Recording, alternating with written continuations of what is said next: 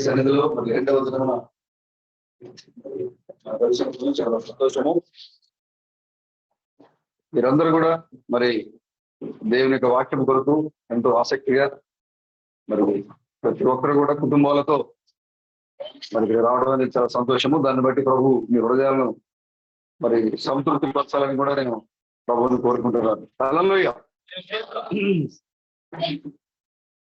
అందరూ బాగా రెస్ట్ తీసుకున్నారు రాత్రి? సరిపోయిందా ప్లేస్ అంతా?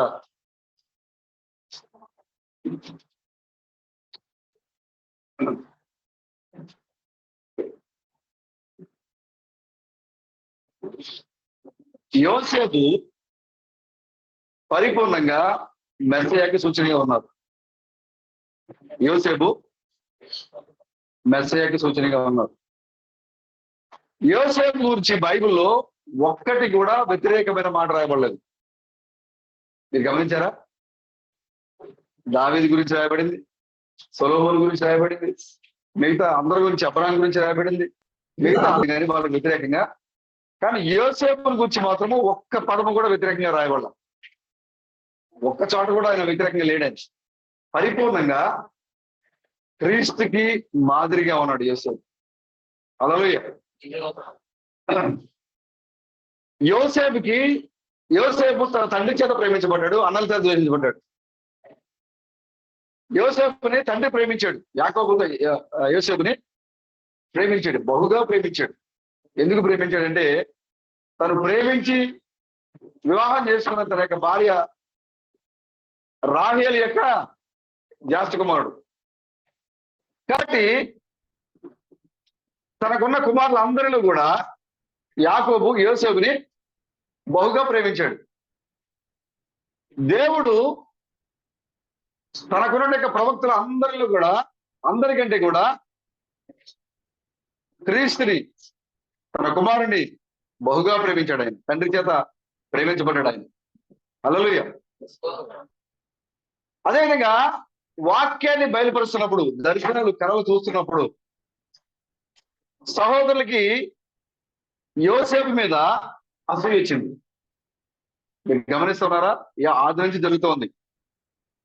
సహోదరుడు దర్శనాలు చూడటము, కలల కనడము, ప్రత్యక్షత కలిగి ఉండటము, వాక్యాన్ని బహుగా వివరించడము, ఇవన్నీ చూసినప్పుడు సాతాను అక్కడే పనిచేస్తుంది. ఏదెన్లో రాత్రి మనం చూసాం, కయ్యనికి హేబేలుకి. హేబేలు యొక్క ఆరాధన బాగుందని, హేబేలు యొక్క ప్రత్యక్షత పరలోకం నుంచి వచ్చిందని గ్రహించినప్పుడు కయ్యను అసూయతో నా ఆరాధన కంటే నా తమ్ముడి యొక్క ఆరాధన బాగా జరిగింది, నా అర్పణ కంటే నా తమ్ముడి యొక్క అర్పణ పరలోకానికి వెళ్ళిందనే అసూయతో కయ్యను తన తమ్ముడు చంపేశాడు. ఇప్పుడు ఇక్కడ యోసేపు కూడా దర్శనాలు కళలు చూసి అవన్నీ కూడా వాక్యానుసారంగా ఉండడం గ్రహించి వాటిని తన కుటుంబ సభ్యులతో పంచుకుంటే, ఓ మా మధ్యలో సహోదరుడు మరి దేవుని యొక్క ఆత్మచేత నింపబడి దర్శనాలు చూస్తున్నాడు, వర్తమానం చెప్తున్నాడు, వాక్యానుసారంగా ఉంది, పరలోక రాజ్య మర్మాలు చెప్తున్నాడు అని సంతోషించాల్సిన దానికి బదులుగా సొంత అన్నలే యోసేపుకి ఏమయ్యారు? శత్రువులైపోయారు. ఆ యొక్క ఆత్మ ప్రతి కాలంలోనూ పనిచేస్తూనే ఉంది, దూరంగా లేదు. మళ్ళీ దేవుని యొక్క వాక్యం ఎక్కడైతే ఉందో వాడు కూడా అక్కడే పనిచేస్తున్నాడు. సొంత ప్రజలే, యేసు క్రీస్తు సొంత కుటుంబ సభ్యులే, వాళ్ళ తమ్ముళ్ళు అంటున్నారు, ఓ ఇదిగో నీవు ఒకవేళ వర్తమానం చెప్పాలనుకుంటే, నువ్వు రోగులు స్వస్థపడాలనుకుంటే మా ఇంటి దగ్గర మాత్రం చేయొద్దు నువ్వు, ఎందుకంటే శాస్త్రులు పరిశీలి సర్దుకలు వచ్చి మమ్మల్ని వేలేస్తావు, కాబట్టి నువ్వేం చేయి, ఇక్కడ నుంచి వెళ్ళిపో, బయటకు వెళ్ళిపో చేసుకో. సొంత కుటుంబ సభ్యులే ఏం చేస్తున్నారు? వెలేస్తున్నారు. వాక్యాన్ని జీర్ణించుకోలేకపోతున్నారు. వారి మధ్యలో వాక్యం బయలుపరచబడుతున్నప్పుడు సాతాను హృదయాన్ని కఠినపరుస్తూ సొంత సహోదరులే తిరుగుబాటు చేస్తా ఉన్నారు. యోసేపు విషయంలో కూడా అదే జరుగుతోంది. యోసేపు దేవుని ఆత్మచేత నింపబడి ఆయన దర్శనాలు చూస్తూ ఉన్నాడు. సూర్యచంద్రుడు ఆయన నమస్కారం చేస్తున్నట్లు, 12 పనులు ఆయన నమస్కారం చేస్తున్నట్లు, అనేక దర్శనాలు చూసి, కళలు చూసి ఆయన పంచుకుంటూ ఉంటే అన్నలకి ఏమొచ్చింది? అసూయ వచ్చింది. అసూయ అనేది చాలా భయంకరమైన చదువుతున్నారా. అసూయ ఆత్మ చాలా భయంకరమైన ఆత్మ అది. అది సాతానిక ఆత్మ. అసూయ అనేది మత్సర పడము, డంబం పడటము, కలహపడటము, అది ఎవరి యొక్క ఆత్మ? సాతానికి సంబంధించిన ఆత్మ. సంఘంలో ఉన్న సహోదరులు ఎవరైనా సరే వాక్యంలో బలపడుతున్నప్పుడు లేదా ఇతర విషయాల్లో వాళ్ళు బలంగా ఉన్నప్పుడు వాటిని చూచి మనం ఏం చేయాలి?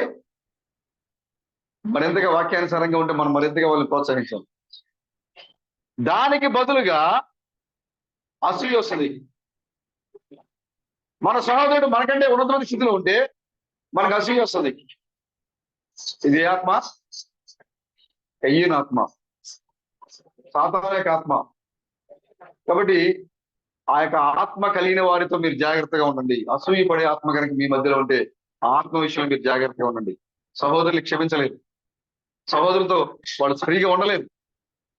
నేనే ఎందుకు మాట్లాడాలి, వాళ్ళు నాతో మాట్లాడకూడదా?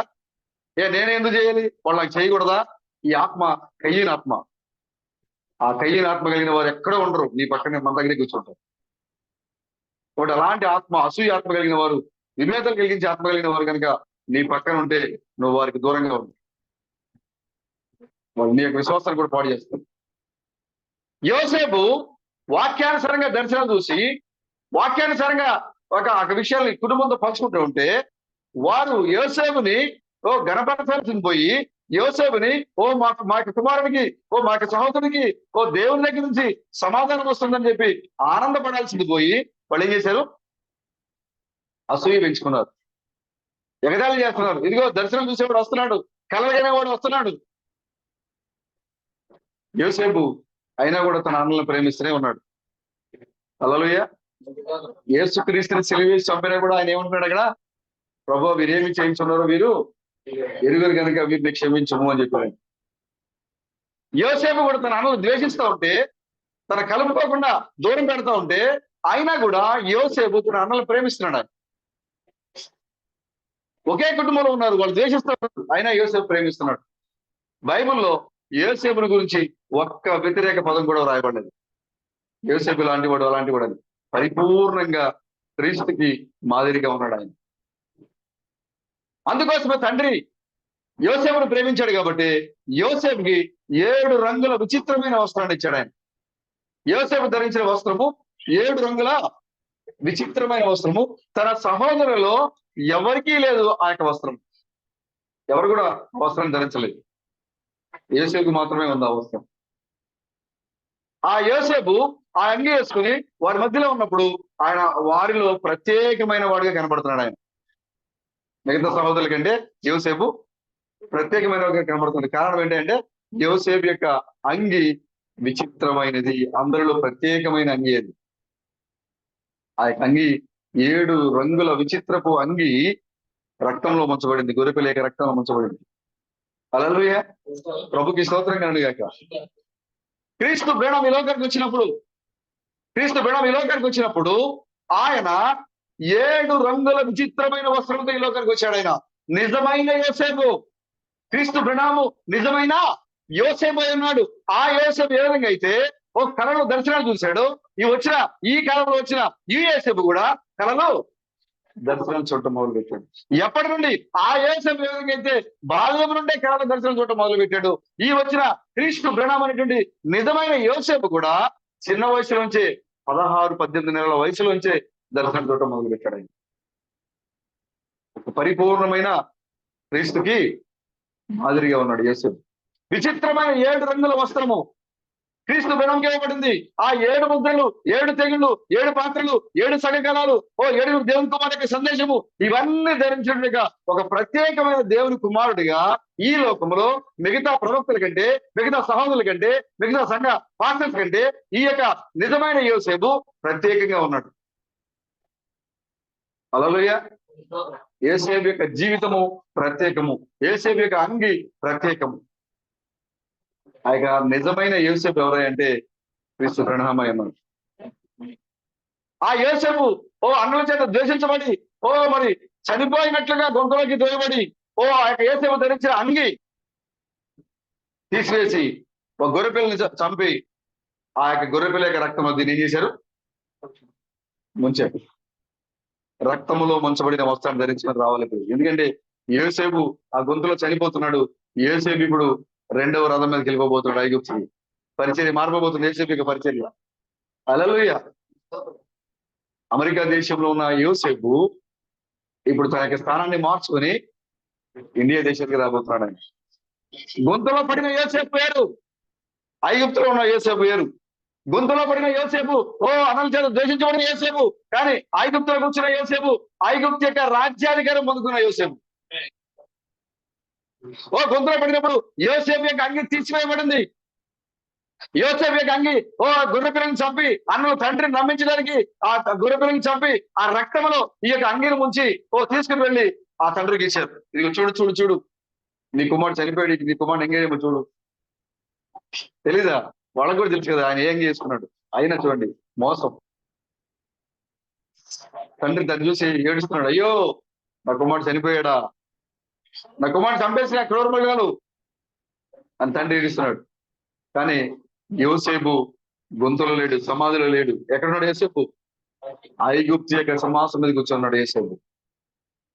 వీళ్ళందరూ అనుకుంటున్నారు, అయ్యా క్రీస్తు మరణం చనిపోయారా, కార్ యాక్సిడెంట్ చంపేశారా, ఆయన వస్త్రం తీసివేశారా, ఆయన యొక్క విచిత్రమైన వస్త్రాన్ని తీసివేశారా, అయ్యో యోసేపు చనిపోయాడా, క్రీస్తు మరణం చనిపోయారా అని అందరూ ఏడుస్తున్నారు. కానీ మనకైతే ఆ యోసేపు చనిపోలేదు. ఆ యోసేపు ఇదిగో అన్నలు పడవేసిన గొంతు నుంచి లేచి ఐగుప్తు వెళ్ళి ఐగుప్తు యొక్క సింహాసనం మీద కూర్చున్నాడు. ఆయన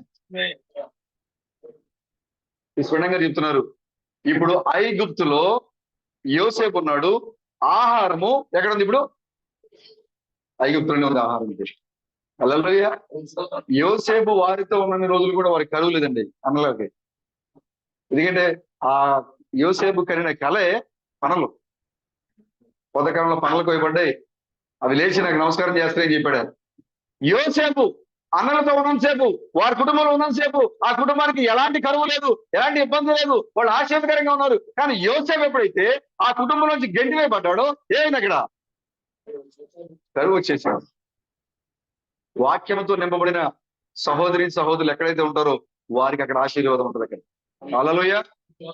భౌతిక సంబంధమైన ఆశీర్వాదం ఉంటూ వాక్య సంబంధమైన ఆశీర్వాదం కావచ్చు.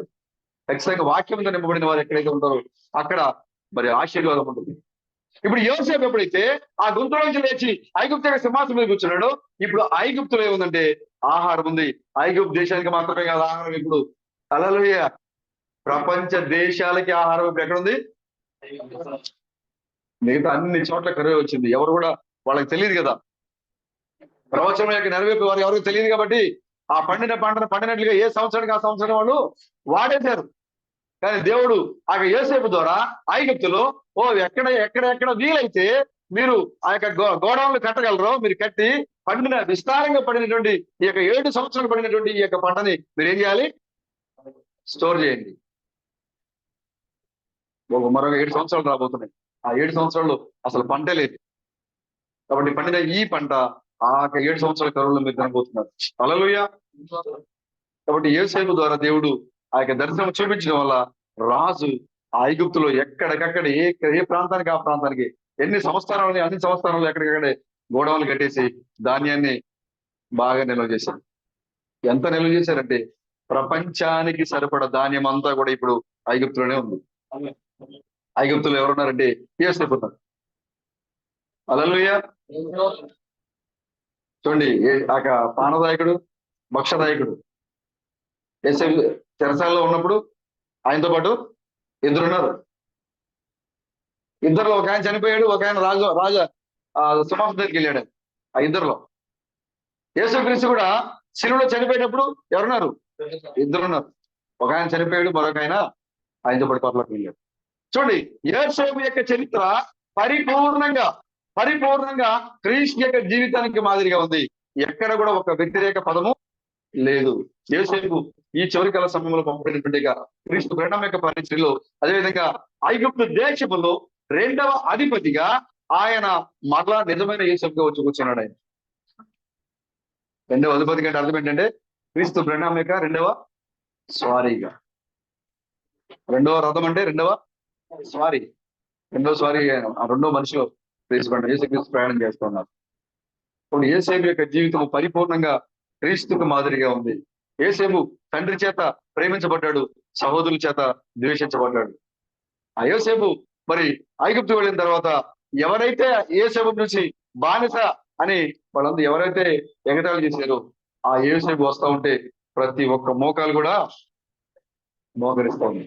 యోసేపు ముందు బోర ఊదపడతా ఉంది. యోసేపు వచ్చినప్పుడు బోర ఊదపడతా ఉంది.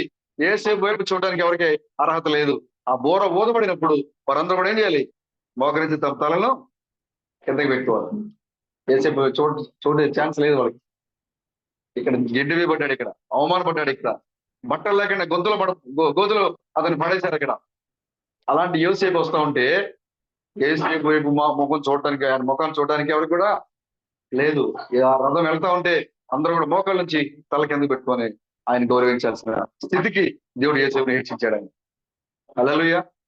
కాబట్టి క్రీస్తు వెలివేయబడిన వాడిగా, అబద్ధ బోధకుడిగా, మరి అపోస్తల బోధ తప్పుదో పట్టించేవాడిగా, అదేవిధంగా ఆయన మరలా రెండోసారికి వచ్చినప్పుడు క్రీస్తు థామస్ గా ఆయన కూడా అబద్ధ బోధకుడిగా, అబద్ధాన్ని బోధించేవాడిగా ఆయన అనేక మంది క్రీస్తు థామస్ గారిని అవమానించు తిట్టారు. కానీ ఇప్పుడు ఆ యోసేపు ఇప్పుడు మరలా ఈ లోకం మీద రాబోతున్నారు.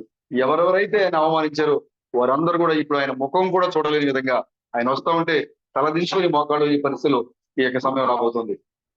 హల్లెలూయా. ఆ యోసేపుకి ఐగుప్తులో మరి భార్య ఇవ్వబడింది, అన్య భార్య. అసైనతు ఆ పేరేంటి? అసైనతు ఆ పేరు, అన్య భార్య. ఆయన పేరు మార్చుకున్నాడు. అక్కడ యోసేపు యొక్క పేరు మారిపోయింది.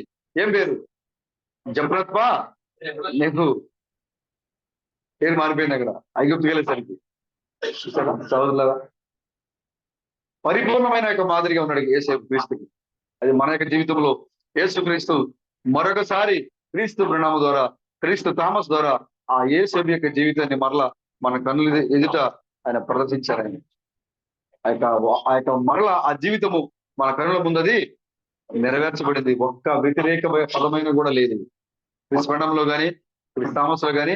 ఇదిగో ఈ లోపం ఉంది అని చెప్పడానికి వారిలో ఏది కూడా లేదు. అందుకోసమే పౌలు చెప్పాడు, యేసుక్రీస్తు కూడా చెప్పారు, నేను ఈ లోకానికి తీర్పు తీర్చడానికి రాలేదు, నా మహిమను వెనుకుచు తీర్పు తీర్చేవాడు ఒకడు కలడు. హల్లెలూయా. ఆయన ఏం చేస్తాడు? నా మహిమను వెనక్కి ఈ లోకంకి ఏం తీర్పు తీస్తాడు ఆయన. యెషయాలో దేవుడు చెబుతున్నాడు, ఈ యొక్క ప్రజలు ఎవరే అంటే నా మహిమ నిమిత్తము నేను సృజించాడు ఆ ప్రజలు. దేవుడు నిన్ను ఎందుకు తీసుకొచ్చారు? ఆ దేవుని యొక్క మహిమ నిమిత్తము, నా మహిమ నిమిత్తము నేను సృజించినా, నేను పేరు పెట్టి పిలిచినా నా ప్రజలు. దేవుని యొక్క మహిమ కోసం దేవుడిని సృష్టించాడు ఆయన. నువ్వు ఈ లోకంలో ఇతరత్ర పనులు చేసుకోవడానికి కాదు దేవుడిని నీ లోకం తీసుకొని వచ్చింది. దేవుని మహిమార్థమై దేవుని యొక్క నామాన్ని మహిమపరచడానికి, దేవుడు ఏమైనాడో ఆ యొక్క మహిమ ఇక్కడ బయలుపరచడానికి దేవుడిని నీ లోకాన్ని తీసుకొని వచ్చాడు ఆయన. హల్లెలూయా. కాబట్టి ఆ యొక్క క్రీస్తు థామస్ యొక్క జీవితం పరిపూర్ణంగా నీతి మంతుల యొక్క జీవితము. అందుకోసమే అపొస్తలుడు పౌలు అపోస్తలులు 17వ అధ్యాయంలో చెప్తున్నారు, ఒక నీతి మంతుల యొక్క నీతిని ఆధారం చేసుకుని దేవుడు ఈ లోకానికి తీర్పు తీర్చబోతున్నాడు. ఒక నీతి మంతుని యొక్క నీతిని ఆధారం చేసుకుని. కాబట్టి ఆ నీతి మంతుడు యేసుక్రీస్తు అప్పటికే వెళ్ళిపోయారు. కానీ తర్వాత స్పెండం వచ్చారు. ఆయన చెప్పారు, నా తర్వాత మరొక వర్తమానికుడు రాబోతున్నాడు. కాబట్టి ఆ అపోస్తలుడు పౌలు చెప్పిన వర్తమానికుడు యేసుక్రీస్తు చెప్పారు, నా మహిమను వెతుకుచు తీర్పు తీర్చే ఒక ఆయన రాబోతున్నాడు. ఆయన వచ్చి నీతిని గూర్చి, తీర్పుని గూర్చి ఈ లోకమును ఆయన ఒప్పింపజేయను. హల్లెలూయా. కాబట్టి ఈ చివరికాల సమయంలో పంపబడినటువంటి క్రీస్తు థామసే నిజమైన యోసేపు అయి ఉన్నాడు. ఆయన మరి యేసుక్రీస్తు యొక్క రెండవ పరిచర్య, రెండవ రథమై ఉన్నది. ఆ యొక్క పరిపూర్ణంగా యోసేపు యొక్క జీవితము మరి అమెరికాలోను, ఇండియాలోను పరిపూర్ణంగా అది నెరవేర్చబడింది. కాబట్టి సహోదరుల వాక్యాలు చదివేటప్పుడు మీరు మీ యొక్క స్థానం ఎక్కడుందో అక్కడ మీరు గుర్తించండి. క్రీస్తు యొక్క స్థానం ఎక్కడుందో బైబిల్లో మీరు గుర్తించండి. ఎందుకంటే క్రీస్తు మణంగా దీపరాత్రి మనం చెప్పుకున్నాం కదా, మన యొక్క బైబిల్ ఇప్పుడు మారిపోయింది, మరింత నూతనం అయిపోయింది మన బైబిల్ ఇప్పుడు.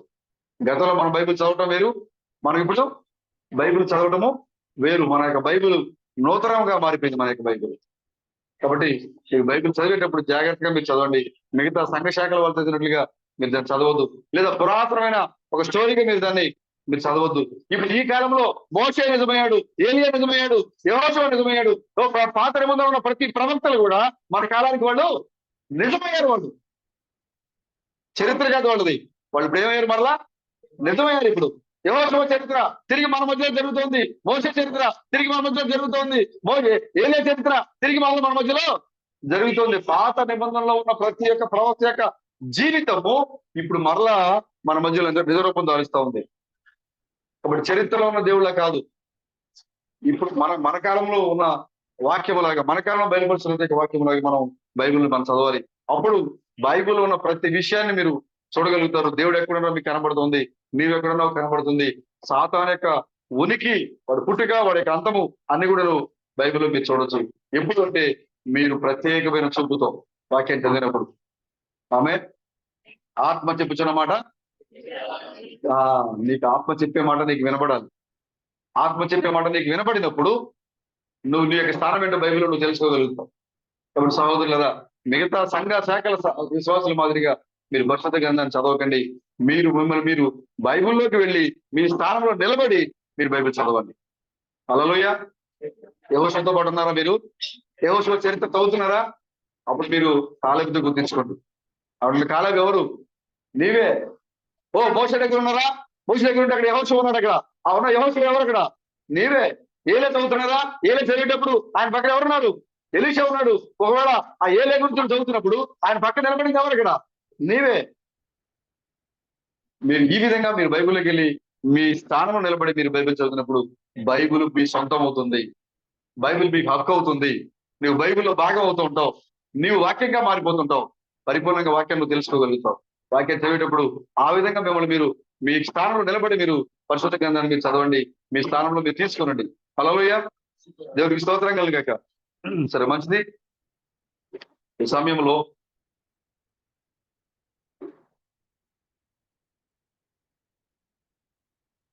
పరిశుద్ధ గ్రంథం నుండి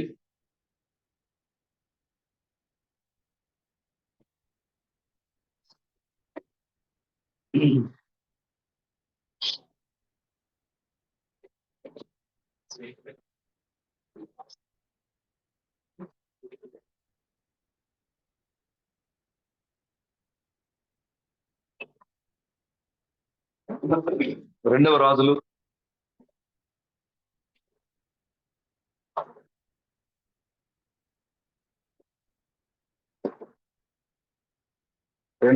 2వ అధ్యాయము. మరియు ఏలియా దుప్పటి కింద పడగా అతడు ఒడ్డునకు వచ్చి నిలిచి ఒంటి మీద నుండి కింద పడిన ఆ దుప్పటిని పట్టుకొని నీటి మీద కొట్టి, ఏలియా దేవుడైన యెహోవా ఎక్కడ ఉన్నాడనెను. అతడు ఆ దుప్పటితో నీటిని కొట్టగా అది ఇటు అటు విడిపోయినందున ఎలీషా అవతలి ఒడ్డునకు నడిచిపోయాను. ఎరుకో దగ్గర నుండి కనిపెట్టుచుండిన ప్రవక్తల శిష్యులు అతను చూచి, ఏలియా ఆత్మ ఎలీషా మీద నిలిచి ఉన్నదని చెప్పుకొని అతనిని ఎదుర్కొనబోయి అతనికి సాష్టాంగ నమస్కారం చేసి అతనితో ఇట్లనిరి, ఇదిగో నీ దాసులమైన మా యొద్ద 50 మంది బలము గలవారున్నారు. మా మీద దయ ఉంచి నీ గురువును వెదకుటకు వారిని పోనిమ్ము.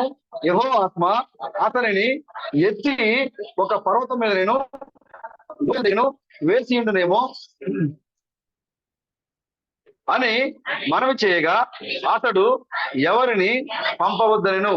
అతడు ఒప్పవలసినంత బలవంతము చేసి వాడు అతనిని బతిమాలగా అతడు పంపుడని సెలవిచ్చిన కనుక వారు 50 మందిని పంపిరి.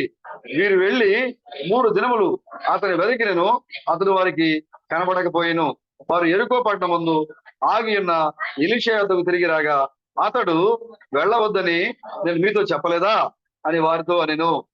ఆమేన్. ప్రార్థన చేసుకుందాం. పరిశుద్ధమైన మా ప్రభువా, ప్రేమగల దేవుడా, మీకు వందనాలు, స్తోత్రములు. ఈ యొక్క సమయంలో మరి రెండవ దినమును మాకు ప్రభు అనుమతించిన దేవుడా, మీకు వందనాలు.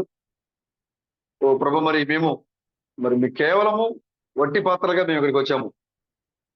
ఆనాడు దేవుని యొక్క బలమైన సేవకుడైన ఎలీషా మాట చొప్పున ఆ యొక్క సహోదరి ఏ విధంగా అయితే ఖాళీ పాత్రలు తీసుకొచ్చి తన ఇంటిలో పెట్టిందో, ఎలీషా మాట చొప్పున ఖాళీ పాత్రలు తాను ఎంతగా సేకరించగలదో అంతగా సేకరించి ఖాళీ పాత్రలు తెచ్చి అక్కడ ఖాళీగా ఇంట్లో పెట్టి తన ఇంటిలో ఉన్నట్టు కొద్దిగా ఉన్నట్టు ఆ కుండలో ఉన్న నూనెను తీసి ఖాళీ పాత్రలో నింపడం ప్రారంభం చేసింది.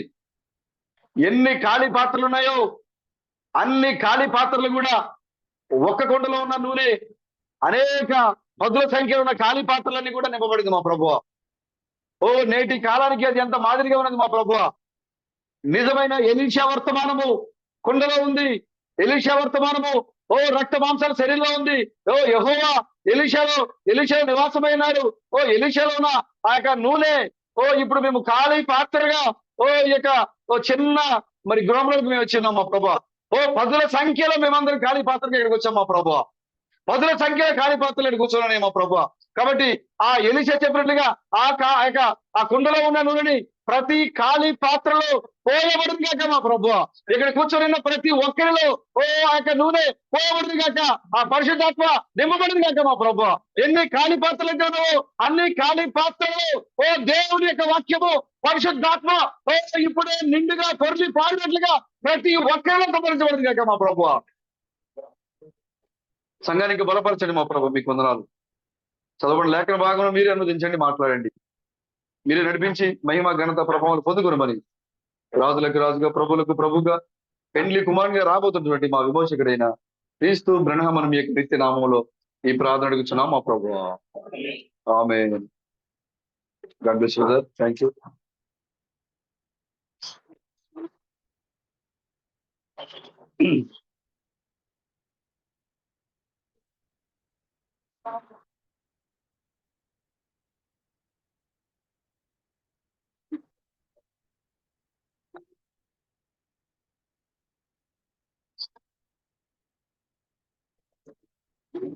వచ్చారా గారు? చంద్రు గారు వచ్చారా?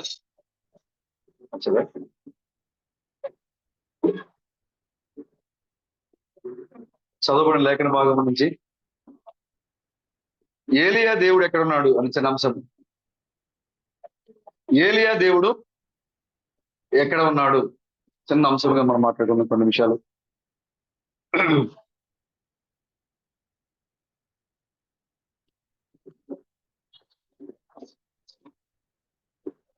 అందరూ ఫ్రీగా ఉన్నారా? హల్లెలూయా. ప్రభుకి స్తోత్రం కలుగుగాక.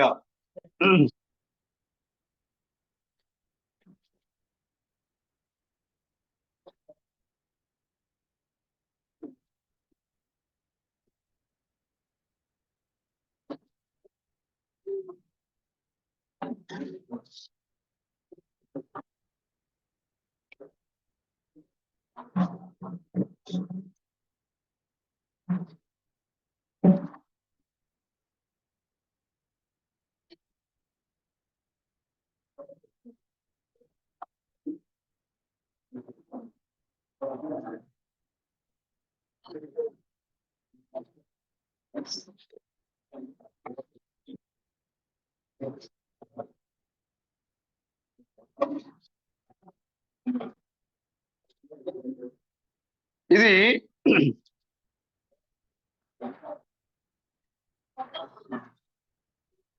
ఆత్మ.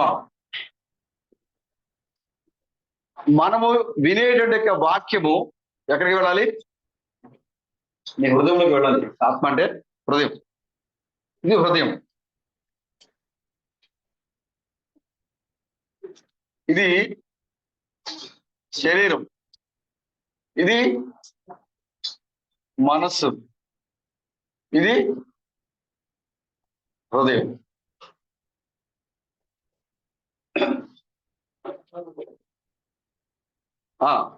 ఒకటే. శరీరము, మనస్సు, ఇంకా చెప్పాలి హృదయము. నీవు వినేటువంటి వర్తమానము నువ్వు పెదలతో మాత్రమే పలుకుతున్నావా అంటే శరీరం దాకే వచ్చిందా? నువ్వు వినే వర్తమానము నీ మనసులోకి మాత్రం వచ్చిందా? నువ్వు వినే వర్తమానము నీ హృదయంలోకి వచ్చిందా? 3 రకాలు ఉన్నారు విశ్వాసం. నువ్వు వినే సందేశము పై పైన ఉంటుంది. చర్చిలోకి వచ్చినప్పుడు మాత్రమే, డ్రమ్ము కొట్టినప్పుడు మాత్రమే ఉద్యోగం వస్తుంది. డ్రమ్ము స్టార్ట్ అయిందా ఇంకా ఉద్యోగం వాళ్ళకి కింద కూర్చోరాడు, ఎగిరి ఎగిరి పడిపోతూ ఉంటారు. వారు శరీర సంబంధమైన విశ్వాసులు వాళ్ళు. ఆ తర్వాత మనస్సు, వీళ్ళు కొంచెం పర్వాలా, వాక్యం నమ్మినట్టుగా ఉంటారు, వాక్యం తీసుకున్నట్లుగా ఉంటారు. కానీ ఏదైనా సమస్య వచ్చిందనుకో బయటకు వెళ్ళిపోతారు, నిలబడలేదు. కారణం ఏంటంటే వాక్యం ఎక్కడి దాకా వెళ్ళింది? ఆ శరీరం అంటే నీ లోపలికి అసలు వెళ్ళలా, కానీ నువ్వు విశ్వాసవే. మనస్సు అంటే నీ లోపలికి వాక్యం వచ్చింది, కానీ సమస్య, ఏదైనా ఒక సమస్య నీ దగ్గరికి వచ్చినప్పుడు ఆ సమస్య నీ ఇంటి చుట్టుముట్టవచ్చు, లేదా వ్యక్తిగతంగా నిన్ను చుట్టుముట్టవచ్చు. అప్పుడేమవుతుంది? ఆ సమస్యకి నువ్వు నిలబడలేవు. ఇక నువ్వు లోకాన్ని ఆశ్రయించేస్తావు, లేదా లోక సంబంధమైన కార్యాల్లోకి నువ్వు జారిపోతావు, వదిలేస్తావు. వాక్యము నీ శరీరం మీద ఉన్నా నువ్వు నిలబడలేవు, వాక్యము నీ మనసులో ఉన్నా నువ్వు నిలబడలేవు. మరి వాక్యం ఎక్కడ ఉండాలి చెప్పాలి. ప్రశాంత్ గారు బాగా డీప్ గా విన్నారు కదా. వాక్యం ఎక్కడ ఉండాలి? ఇప్పుడు మీరు చెప్పాలి నాకు. ఇప్పుడు మీ మీ యొక్క స్టాటస్ ఏంటో చెప్పాలి ఇప్పుడు నాకు. మీ యొక్క శరీరం పైనే ఉంటుందా వాక్యము? మనసులో ఉంటుందా వాక్యము? హృదయంలో ఉంటుందా వాక్యము? వాక్యం అయితే ఉంటుంది, శరీరం మీద ఉంటుంది, కానీ బయటికి వెళ్ళేసరికి అది ఉండదు. అసలు మనసులో ఉంటుంది, ఇంటికి వెళ్ళినా కూడా ఉంటుంది, కానీ సమస్య వచ్చినప్పుడు మాత్రం ఉండదు అది. కానీ హృదయంలో నీకు వాక్యం వచ్చినప్పుడు నువ్వు ఎక్కడ ఉన్నా సరే ఆ వాక్యం నేను విడిచిపెట్టుకోదు. హల్లెలూయా. కాబట్టి ఎవరైతే శరీర సంబంధమైన విశ్వాసులు ఉన్నారో వారు మందిరం దాకా వస్తారు, మందిరంలో ఉంటారు, కానీ వాళ్ళు బయటకు వెళ్ళిపోయిన తర్వాత లోకమే వాళ్ళకి. ఇక లోకంలో ఏం చేస్తారో వీళ్ళు కూడా చేస్తారు. ఇక లోకానికి వీళ్ళకి ఏం తేడా ఉండదు అక్కడ. కానీ సంఘంలోకి వచ్చాడు మాత్రం విశ్వాసులు వాళ్ళు. ఈ యొక్క రెండవ రకం విశ్వాసులు, వీళ్ళతో చాలా జాగ్రత్తగా ఉండాలి. వాళ్ళు తెలిసిపోతారు. ఎందుకంటే మనకి అవసరం సినిమా హాల్ దగ్గర లేకపోతే రెస్టారెంట్ బార్ల దగ్గర కనబడతారు వీళ్ళు మనకి, పైన వాళ్ళు. ఎందుకని లోపల అంతసేపు ఉంటారు, బయటకు వెళ్ళిపోయిన తర్వాత లోకంలో ఉంటారు వాళ్ళు. వీళ్ళు దొరికిపోతారు ఎక్కడో చోట, ఏదో చోట సినిమా హాల్లోనో, రెస్టారెంట్ బార్ రెస్టారెంట్ దగ్గర, లేకపోతే వ్యభిచార గృహాల దగ్గర, లేకపోతే ఇంకా అల్లరి చెల్లెలు కూడా ఆటపాటల దగ్గర ఎక్కడ పోతారు దొరికేస్తారు వాళ్ళు. దొరికిపోతారు, వాళ్ళు పట్టుకోవడం చాలా ఈజీ. రెండో రకం చూసారా, మనసులో వాక్యం పెట్టుకున్న వాళ్ళు పట్టుకోవడం చాలా కష్టం. మనం ఏం చెప్పాం అనుకోండి, అవును బ్రదర్, ఆమె బ్రదర్, నిజమే, ఓ అలా నేను నమ్ముతున్నా. ఏదైనా ఒక సమస్య వచ్చిందనుకోండి, లేదు బ్రదర్ ఇవాళ రేపు చేస్తాం బ్రదర్, ఉండలేకపోతున్నాం బ్రదర్, చేయలేకపోతున్నాం బ్రదర్, ఓ చాలా ఒత్తిడిగా ఉంది బ్రదర్, ప్రార్థనకి వెళ్దాం బ్రదర్, చాలా బిజీగా ఉంది బ్రదర్, ఆరాధన జరుగుతుంది బ్రదర్, వెళ్దాం బ్రదర్, ఓ లేదు బ్రదర్, కాసేపు బైబుల్ చదువుతాం బ్రదర్, అబ్బో లేదు బ్రదర్ చాలా బిజీ. వాళ్ళు పట్టుకోవడానికి కష్టం బ్రదర్. వాళ్ళలో మనసులో ఉందో వాక్యము, హృదయంలో ఉందో వాక్యము పట్టుకోవడం చాలా కష్టం. వాళ్ళు ఎక్కడ ఉంటారు? నీ పక్కనే కూర్చోమంటారు, నీ పక్కనే ఉంటారు వాళ్ళు. నీ వాక్యము నీ హృదయం లోపలికి వెల్లడిచ్చావు, కానీ వాడు వాక్యాన్ని వాళ్ళ మనసులో మాత్రమే ఉంచారు. వారు వాక్యాన్ని మనసులో మాత్రమే ఉంచడం వల్ల ఏదైనా సమస్య వచ్చినప్పుడు వారు భయపడుతుంటారు, నిలబడలేరు, వాక్యాల దేవుని పక్షం నిలబడలేరు. ఒకవేళ ఎక్కడైనా ఆరాధన జరుగుతుంది అనుకోండి, ఎవరైనా మీరు ఎందుకు ఇక్కడ ప్రార్థన పెట్టారు అని వచ్చి నిలబెట్టారు అనుకోండి, ఓకే వెళ్ళిపోతాండి, వద్దండి మా సంఘం. కారణము భయం. పౌలు గారు చెప్పారు ఏమంటే, బ్రతుకుట క్రీస్తే చావైనా మేలే. హల్లెలూయా. ఎందుకంటే వాక్యము పౌలు ఎక్కడుంది? లోపల ఉంది, హృదయంలో ఉంది, అంతరాత్మలో వాక్యము నింపబడి ఉంది అక్కడ. కాబట్టి పౌలు దేనికి భయపడ్డు, లోక సంబంధమైన కార్యాలు దేనికి వచ్చి పౌలు, అందుకోసం పౌలు అంటున్నాడు, పౌలేడు వాడు, పౌలు లేడు. నేను బ్రతుకున్నా గానీ నా ఎడల బ్రతుకున్నది జీవించున్నవాడు క్రీస్తే. నీ లోపల వాక్యం అంటే నీ నోట్లోంచి మాటలు అలా వస్తాయి. యేసుక్రీస్తు చెప్పారు, కడుపు నిండిన వాడు ఆ విధంగానే మాట్లాడతాడంట. కడుపు నిండిన వాడు కడుపు నిండిన మాట్లాడతాడు, ఆకలిన వాడు ఆకలి మాట్లాడతాడు. మరి ఇప్పుడు ఈ యొక్క అత్యున్నతమైన సంఘంలో ఉన్నవారు ఇక్కడ వాళ్ళ యొక్క స్టేటస్ ఏంటో మీరు మీరు డైరీలో రాసుకోండి, మాకు చెప్పక్కర్లేదు, మీరు డైరీలో రాసుకోండి. శరీరం దాకా వినేసి బయటకు వెళ్ళిపోయిన తర్వాత ఏంటన్నయ్యా ఏంటక్క అని లోపలికి కలిసిపోతున్నావా, లేదా వాక్యాన్ని నమ్మి సమస్యలు వచ్చినప్పుడు జారిపోతున్నావా, లేదా వాక్యాన్ని పరిపూర్ణంగా నీలో నీవే వాక్యంగా మారిపోయి ఏదో సంతోషం అప్పుడు ప్రభువుకి స్తోత్రం, దుఃఖం వచ్చినప్పుడు కూడా ప్రభువుకి స్తోత్రం అని చెప్తున్నావా? నీ స్టేటస్, నీ యొక్క స్థితి ఏంటి? నువ్వు ఎలా ఉన్నావు విశ్వాసంలో, వాక్యాన్ని నువ్వు ఎలా స్వీకరిస్తూ ఉన్నావు అనేది నీకు నువ్వే తెలుసుకోవాలి. అదేవిధంగా మన శరీరానికి 5 రకాల ఇంద్రియాలు ఉన్నాయి, అవునా? మన శరీరానికి ఏమున్నాయి? 5 రకాల ఇంద్రియాలు ఉన్నాయి. ఏంటవి?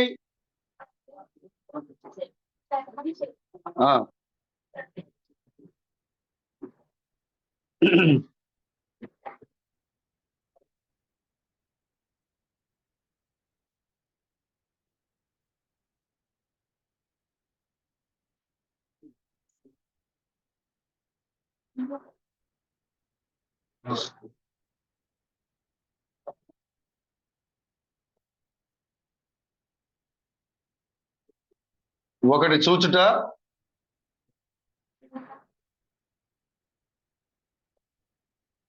వినుట,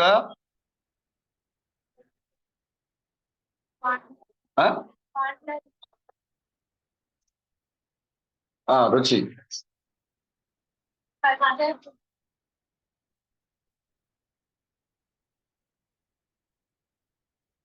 ఒకటి 2 3 వాసన, రుచి, స్పర్శ, వినుట. ఇంకోటి చూచుట. అయిపోయినాయి. 1 2 3 4 5. ఓకే, ఇవి మన శరీరానికి సంబంధించిన ఇంద్రియాలు. ఇవి పనిచేస్తేనే మన శరీరం పనిచేస్తున్నట్లు లెక్క. పట్టుకుంటే స్పర్శ తెలియాలి, ఏదైనా స్మెల్ దగ్గరికి వచ్చినప్పుడు వాసన తెలియాలి, ఏదైనా సౌండ్ వచ్చినప్పుడు నువ్వు వినాలి, అవునా?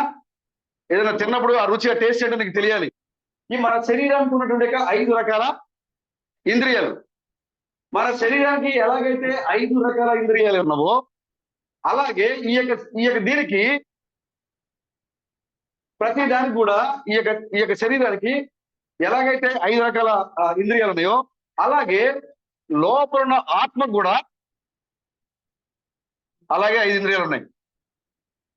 ఈ శ్వాసం అనేది 6వ ఇంద్రియ. మెసేజ్ చదివారా? లోపల నుండి ఆ యొక్క ఆత్మ, ఇది శరీరము, ఇది ఆత్మ. అర్థమవుతుంది కదా మీకు? ఇది మన శరీరం. ఈ శరీరానికి ఏమున్నాయి? 5 ఇంద్రియాలు ఉన్నాయి. ఈ దీనిని బట్టి మన శరీరం పనిచేస్తుంది, మన శరీరం అన్నింటినీ స్వీకరిస్తుంది అని మనం తెలుసుకోగలుగుతాం. అవును, ఒక వాసన వస్తుంది అనుకోండి, నీకు వాసన రాలేదు అనుకోండి, పక్కన వాసన వచ్చింది, నీకు వాసన రాలేదు అనుకోండి, అప్పుడు నువ్వేమంటావు? నా ముక్కుకి ఏదో అయిపోయింది, నాకు వాసన రావట్లే. చెవులు వినపట్ల, అప్పుడు నువ్వేమంటావు? నా చెవులు పోయినాయి అంటే పని చేయట్లే, అవునా? టేస్ట్ తిన్నావు, టేస్ట్ తెలియట్లే.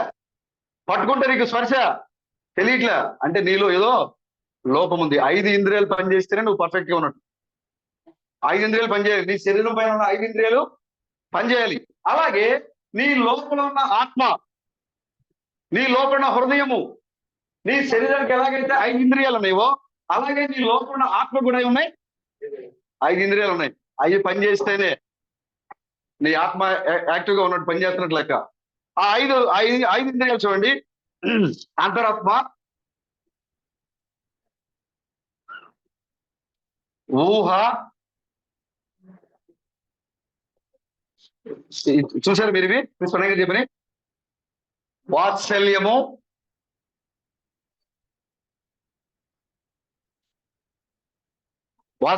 తర్వాత జ్ఞాపకము,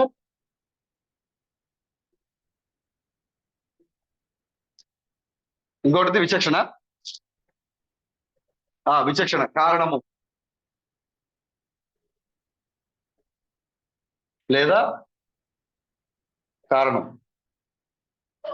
మన శరీరానికి ఎలా అయితే 5 ఇంద్రియాలు ఉన్నావో, అలాగే మన లోపల మన హృదయానికి కూడా అలాగే 5 ఇంద్రియాలు ఉన్నాయి. ఈ శరీరానికి ఎలాగైతే ఈ ఇంద్రియాలు పనిచేయడం ద్వారా శరీరము యాక్టివ్ గా ఉంటుందో, మన శరీరం బాగా ఆరోగ్యకరంగా ఉందని మనకు అర్థమవుతుందో, అలాగే ఈ యొక్క లోపల ఉన్న యొక్క అంతరాత్మకు కూడా 5 ఇంద్రియాలు ఉన్నాయి. ఈ 5 ఇంద్రియాల్లో ఇవన్నీ కూడా యాక్టివ్గా ఉన్నప్పుడే మన అంతరాత్మ కూడా పనిచేస్తుంది అని అర్థం. ఇది అంతరాత్మ అంటే లోపల నీ యొక్క స్థితి అంటే అనేది నువ్వు తెలుసుకోగలుగుతావు.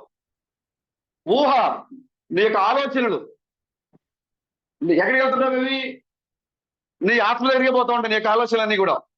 రెండవది వాత్సల్యము, అంటే ఒకరి ఎడల ఒకరికి ప్రేమ. ఇది ఎక్కడి నుంచి రావాలి చెప్పాలి? హృదయంలోంచి రావాలి. ఒకవేళ పై సోదరు ఉన్నాడు కదా, శరీరమే కాదు, కానీ నీ లోపల వాత్సల్యం అనేది ఉంటే ఎలా ఉంటది? ఆ సహోదరుని నువ్వు నీ యొక్క ప్రేమను వ్యక్తపరచడంలోనే తెలిసిపోద్ది నీ క్రియలు. నీ యొక్క క్రియ నువ్వు ఆ తీసుకోవడంలో తెలిసిపోద్ది. చాలా మంది సహోదరులు మనం ఆలింగనం చేసుకునేప్పుడు అదే మనుషులు కూడా తాకలేదు, చేతులు మాత్రం పట్టుకుంటారు ఇలాగ. కానీ పౌలు గారు చెప్పారు, మీ యొక్క సహవాసం ఎలా ఉండాలంటే పెనవేసిన దానిలా ఉండాలి. మనం హల్లెలూయా, పరిశుద్ధంగా ఉండాలి. ఆ వాత్సల్యం ఎక్కడి నుంచి రావాలి? బయట నుంచి రాదు. బయట నుంచి వచ్చిందంటే బయటే ఉంటుంది, తెలిసిపోతుంది. కానీ లోపల నుంచి వచ్చే వాత్సల్యం, ఆ ప్రేమ, అన్యోన్యత, అది వేరే ఉంటుంది. అది ఎక్కడి నుంచి రావాలి? ఒకవేళ నువ్వు ప్రేమించవయ్యా, నువ్వు సహోదరుని ప్రేమించు అని చెప్పినా లోపల లేదనుకోండి ఆ వాత్సల్యత, అసలు ఆ ఇంద్రియం పని చేయట్లేదు అనుకోండి, చేయలేదు కదా. తర్వాత జ్ఞాపకము, ఏ విషయాన్ని చదువుతున్నావో, ఏ విషయాన్ని అయితే వింటున్నావో, ఇది నీకు ఒక ఇంద్రియం. ఇది ఈ ఇంద్రియం నీలో పనిచేయలేదు అనుకో, చెవి పని చేయకపోతే ఏమంటారు? నేను చెవిటోడు అంటారు.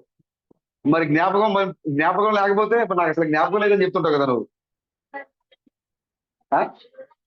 ఏమంటారు? అదే మతిమరి కూడా అంటారు. ఆ నిజం ఎవరికి వస్తుంది? ఈ జ్ఞాపకం అనేది ఎక్కడ, దేనికి సంబంధించింది? శరీరానికి సంబంధించింది కాదు. అది దేనికి సంబంధించింది? నీ ఆత్మకు సంబంధించింది. అంతరాత్మ, నువ్వు నీ యొక్క ఆలోచన విధానము, ఈ యొక్క వాత్సల్యము, జ్ఞాపకము, లేదా 5వ ఇంద్రియము విచక్షణ, కారణము, అంటే నువ్వు ప్రవర్తించే విధానము. ఒక సహోదరుడి పట్ల నువ్వు ప్రవర్తించే విధానము కూడా నీకు శరీర సంబంధంగా వచ్చేది కాదు. నీకు అది ఎలా వస్తుంది? నీ ఆత్మ నుంచే రావాలి. అది నీ ఆత్మ యొక్క ఇంద్రియం. అది నువ్వు ఎలా ప్రవర్తిస్తున్నావు అనేది నీ యొక్క ఆత్మ యొక్క ఇంద్రియము. నీ ప్రవర్తన మేలైనట్టుగా ఉందా? నీ ప్రవర్తన ఇబ్బందికరంగా ఉందా? నీ ప్రవర్తన సంఘంలో ఉప్పేసినట్టుగా ఉందా? నీ ప్రవర్తన సంఘంలో అభ్యంతరకరంగా ఉందా? నీ ప్రవర్తించే ప్రవర్తన అంతా కూడా దేహ సంబంధమైనది కాదు. అది లోపల నీ ఆత్మ ఏం చెప్తుందో దాన్ని నువ్వు చేస్తూ ఉంటావు. చూసారా? కాబట్టి ఈ యొక్క శరీరానికి ఎలాగైతే ఈ యొక్క 5 ఇంద్రియాల ద్వారా మన శరీరం పనిచేస్తుంది అని తెలుసుకోగలమో, అలాగే లోపల ఉన్న ఆత్మ కూడా పనిచేస్తుంది అని తెలియాలంటే ఈ 5 ఇంద్రియాలు మనకి పనిచేయాలి. విచక్షణ లేదా కారణము, ఏదైనా ఒక విషయం జరిగేటప్పుడు దానికి కారణంగా, దానికి గల విషయం ఏంటి, దాని పరిగణలోకి తీసుకోవాలి. విస్మరణంగా చెప్తున్నారు పేతురు ఒక మొరటు మనిషి.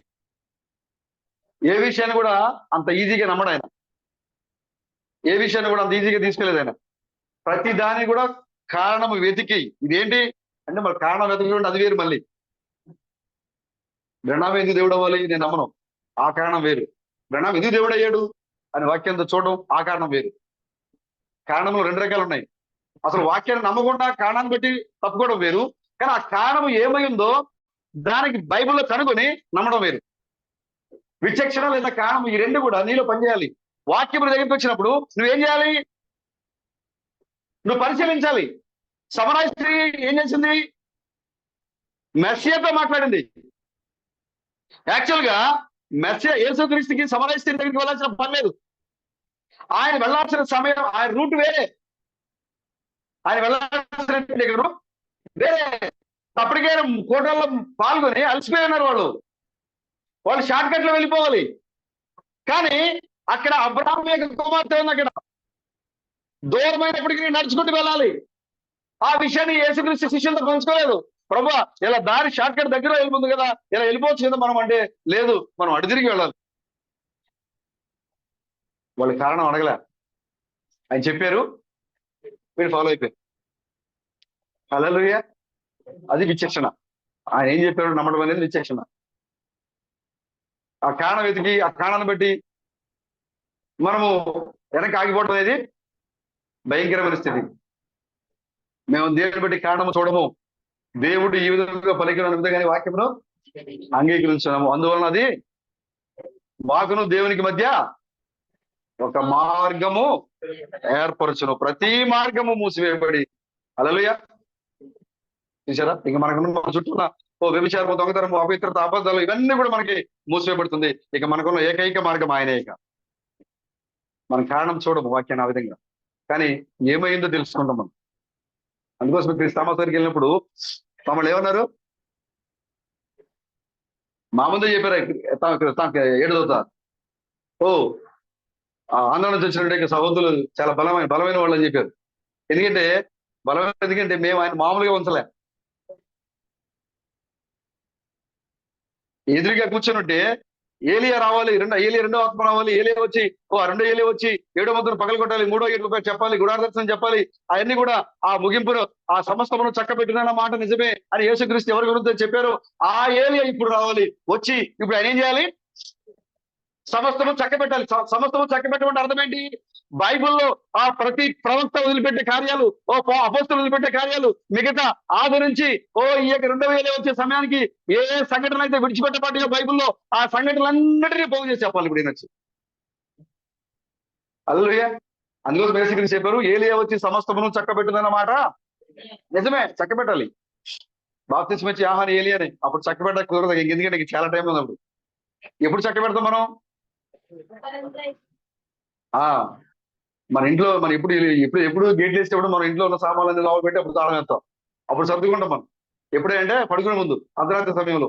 ఇప్పుడు ఈ ఏలి ఎప్పుడు వచ్చాడు? ఇప్పుడు అప్పుడు వచ్చి సర్దుడు మొత్తం వెళ్ళిపోతాం పదని, కానీ మొత్తం చక్కబెట్టాడు ఏలి వచ్చి. యేసుక్రీస్తే సాక్ష్యం ఇచ్చారు, ఆ ఏలియా వచ్చి సమస్తమును చక్కబెట్టిన మాట నిజమే కానీ ఆయన ఇప్పుడు వచ్చాడు అని చెబుతూ ఉంటే నేను అడిగా, ఎందుకంటే మనకి ఆ లోపల ఉంది కదా, ఏలియా మీరేనా ఎందుకంటే నేను అప్పటికే స్పోకెన్ వర్డ్ చదివిలా, ప్రవచనము ద్వారా స్పష్టపరచబడిన సంగతులైన వర్తమానం చదివి నేను వెళ్ళా. దాంట్లో ఏం చెప్పారంటే బ్రహ్మం గారు, ప్రవక్త అనబడిన వారు, దేవుని యొక్క సేవకుడు, ఆ కాలం పంపబడిన వర్తమానికుడు, ఆ యొక్క ఎప్పుడు ఎన్నడు కూడా అది నేనే, అది నాదే, అది నన్ను వెంబడించండి నేను ఎప్పుడు చెప్పడైనా ఆయన ఏమై ఉన్నాడో వీళ్ళు తన యొక్క వాక్యంలో తన స్థానంలో నిలబడింది. దాన్ని బట్టి అతని యొక్క కాలం యొక్క వర్తమానుడని మీరు గుర్తెరగాలి అని చెప్పారు. అసలు దాన్ని చదివిన తర్వాత అది ఏమవుతుందో ఏం చెప్తారో చూద్దాం. అడిగా నేను, మీరేనా, మీరు ఆ 7వ మీరేనా అని అడిగాను. అప్పుడు ఏం చెప్పారు తెలుసా, ఇక నేను మళ్ళీ 2వ ప్రశ్న ఏంటి లేదు నాకు. నేను 7వ కాదు బ్రదర్ అన్నారు. మరి మీ ముందు కూర్చున్నా 7వ. ఇక సమాధానం చెప్పడం లేదు, అడగడం లేదు. ఇక నేను 7వ కాదు బ్రదర్. అవునా, మరి ఎవరు 7వ? మీ ముందు కూర్చున్నా, నేను ఆయన ముందే కూర్చున్నా. మీ ముందు కూర్చున్నాయినా 7వ. తీతు బ్రదర్, దానియేలు 70 వారాల్లో తెలుగు బైబిల్ తప్పుంది. దాన్ని ఆ ప్రస్తావన తీసుకొచ్చారు. ఆ ప్రస్తావన మాకు దరిదాపుగా 6 గంటలు పెట్టింది తేల్చేసరికి. మాకు దానియేలుకి 70 వారం 62 ప్లస్ మరియు 7 వారాలు 69 వారాలు కలిపి ఉంది బైబిల్లో, ఇంగ్లీష్ బైబిల్లో. కానీ తెలుగు బైబిల్లో అవి 2 విడివిడిగా ఉన్నాయి. ఆ 2 కలుపుతూ ఉంటే మాకు లెక్క సరిపోవట్లే. బ్రహ్మం గారు చెప్పిన లెక్క వేరే ఉంది, బైబిల్ ప్రకారంగా చూస్తే ఆ లెక్క వేరే ఉంది. ఆ సందర్భం మొదలు పెడితే దరిదాపు 4-5 గంటల పైన పెట్టింది ఆ టాపిక్ మాట పూర్తి చేసేసరికి. ఇవన్నీ చూసినప్పుడు మేము వచ్చినప్పుడు చెప్పారు, 7వ ఆంధ్ర నుంచి వచ్చిన సోదరులు, బలమైన సోదరులు, వాక్యంలో బాగా బలంగా ఉన్నారు. కానీ దాన్ని ఎలా చేశారు తెలుసా, వీళ్ళు 7వ దూతని బాగా హింసించి, బాగా ప్రశ్నించి, లేదు బ్రదర్ మేము హింసించలేదు సార్, మేము ఎందుకంటే మేము పట్టుకున్న ఆయుధము అది పనిచేస్తుందో మాకు తెలియదు. ఆ బుల్లెట్స్ అని ఇవ్వాల్సింది ఎవరు? ఆయనే. ఆ జూనియర్ జాక్సన్ కళలో ఆ కొండ శిఖరం యొక్క పిరమిడ్ యొక్క ఆ కొండను తొలగించాలంటే ఏ మనుషుడు తొలగించలేడు. ఏ భూలోక సంబంధమైన ఆయుధం దాన్ని తొలగించలేదు. ఎవరు తొలగించాలి? పరలోకం నుంచి పంపబడిన ఆయుధమే దాన్ని తొలగించాలి. కాబట్టి మనకు కావాల్సింది ఏంటి? ఇప్పుడు పరలోకం నుంచి పంపబడిన ఆయుధం కావాలి మనకి ఇప్పుడు. అందుకోసం ఆయన అంటున్నాడు, ఆ యొక్క భేదమైన విత్తనం, అదేవిధంగా కోతకాలంలో ఆ యొక్క ఆ సందేశాల్లో ఆయన అంటారు, పౌలు క్రీస్తు ఒక 5 అనే వర్తమానంలో ఆయన అంటున్నాడు, ప్రభువా పదునైన కొడవల్ని మా కోసం ఒకసారి పంపు.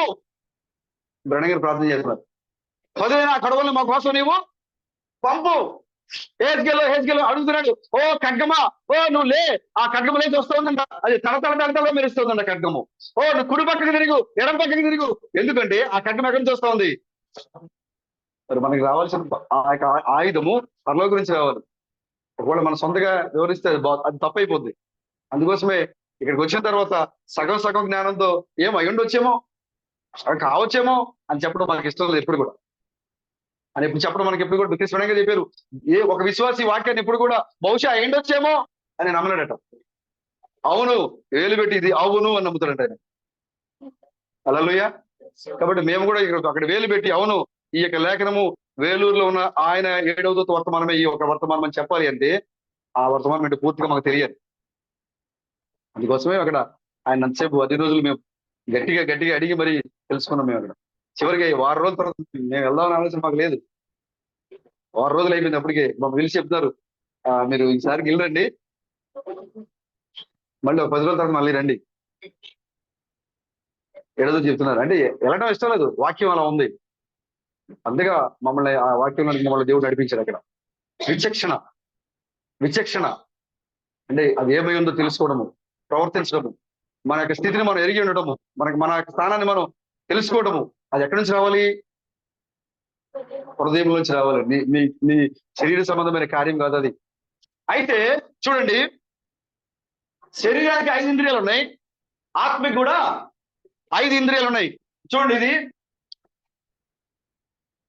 శరీరము, ప్రాణము, ఆత్మ, నీరు, రక్తము, జీవము. ప్రతిది కూడా దేవుడు ఇమిడ్చే ఉంచాడు వాక్యంలో. హల్లెలూయా. ఇప్పుడు చూడండి, ఈ యొక్క శరీర సంబంధమైన శరీరానికి బయట దేహానికి ఏ విధంగా అయితే 5 ఇంద్రియాలు ఉన్నావో అలాగే నీ లోపల కూడా ఒక ఆత్మ ఉంది, దానికి కూడా ఏమున్నాయి? 5 ఇంద్రియాలు ఉన్నాయి. కానీ శరీరానికి ఆత్మకి ఒక తేడా ఉంది. అదేంటంటే ఈ శరీరానికి లేని ఒక ఇంద్రియము ఈ ఆత్మకు ఉంది. హల్లెలూయా. అదేంటంటే విశ్వాసము. ఈ విశ్వాసం అనేది ఏంటి? 6వ ఇంద్రియము. ఇది నీ శరీరానికి లేదు ఈ ఇంద్రియము. ఈ ఇంద్రియము దేనికి ఉంది? నీ ఆత్మకు ఉంది. ఈ యొక్క ఇప్పుడు ఏ వాక్యాన్నైనా నువ్వు నమ్మాలి అంటే ఇప్పుడు నీ లోపల ఏముండాలి? ఇప్పుడు సేఫ్టీ ద 6th సెన్స్, 6వ ఇంద్రియం ఇక్కడ ఉండాలి బ్రదర్. నీవు వాక్యాన్ని నమ్మాలంటే నీకే ఉండాలి? 6వ ఇంద్రియం ఉండాలి. నీ ఇంద్రియము, నీ దేహ సంబంధమైన ఇంద్రియాల్లో నీ చెవు పనిచేయనప్పుడు, నీకు ఏదైనా శబ్దం వచ్చినప్పుడు నీకు వినపడదు, నువ్వు గ్రహించలేవు. కారణము నీకు ఆ ఇంద్రియము లోపంగా ఉంది. అవునా? నీ కళ్ళు చూడలేకపోతున్నావు, కారణం ఏంటంటే నీ ఇంద్రియము లోపంగా ఉంది. నీ నోరు టేస్ట్ తెలియట్లేదు, నీ ఇంద్రియము లోపంగా ఉంది. నువ్వు స్పర్శ తెలియట్లేదు, నీ శరీరము, నీ ఇంద్రియము నీ లోపంగా ఉంది. అలాగే నువ్వు వాక్యము ఎట్లా విశ్వాసాన్ని ఉంచలేకపోతున్నావు. సమయం వచ్చినప్పుడు వాక్యంలో నిలబడుతున్నప్పుడు నువ్వు వాక్యంలో నిలబడలేకపోతున్నావు. సమస్య వచ్చినప్పుడు ధైర్యంగా ఉండలేకపోతున్నావు. వాక్యం బయలుపరచబడినప్పుడు వాక్యాన్ని ధైర్యంగా నువ్వు తీసుకోలేకపోతున్నావు. కారణము నీ లోపల ఈ యొక్క 6వ ఇంద్రియం ఉండాలి. లేదు అంటే నువ్వు విశ్వాసిగా ఉండలేవు.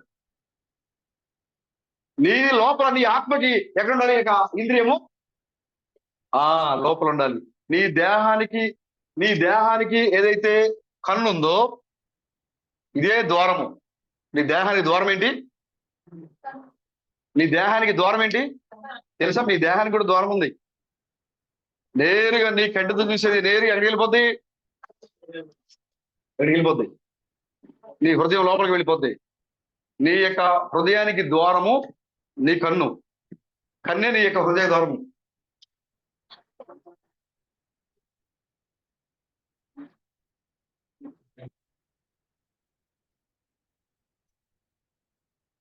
నీ దేహానికి అది నేరుగా నువ్వు ఏదైతే ఒక మంచి కార్యం చూస్తున్నావా అది నీ మంచి కార్యాన్ని బట్టి నీ యొక్క ఆత్మ స్పందిస్తూ ఉండదు. అక్కడ నువ్వు చెడు కార్యం చూస్తున్నావా నీ చెడు కార్యాన్ని బట్టి నీ యొక్క ఆత్మ అక్కడ స్పందిస్తూ ఉండదు. అప్పుడు నీ యొక్క 6వ ఇంద్రియము, నీ లోపల ఉన్న 6వ ఇంద్రియము ఏదైతే ఉంటుందో నీ లోపల ఉన్న 6వ ఇంద్రియము పనిచేసినప్పుడు నీవు దానికి వ్యతిరేకంగా నీకు ఒక ప్రతికూలమైన ఆలోచన నీ లోపలికి వచ్చినప్పుడు, నీ లోపల ఆరో ఇంద్రియం ఉన్నప్పుడు నువ్వేం చేస్తావు? దాన్ని తరిమి వేస్తూ ఉంటావు.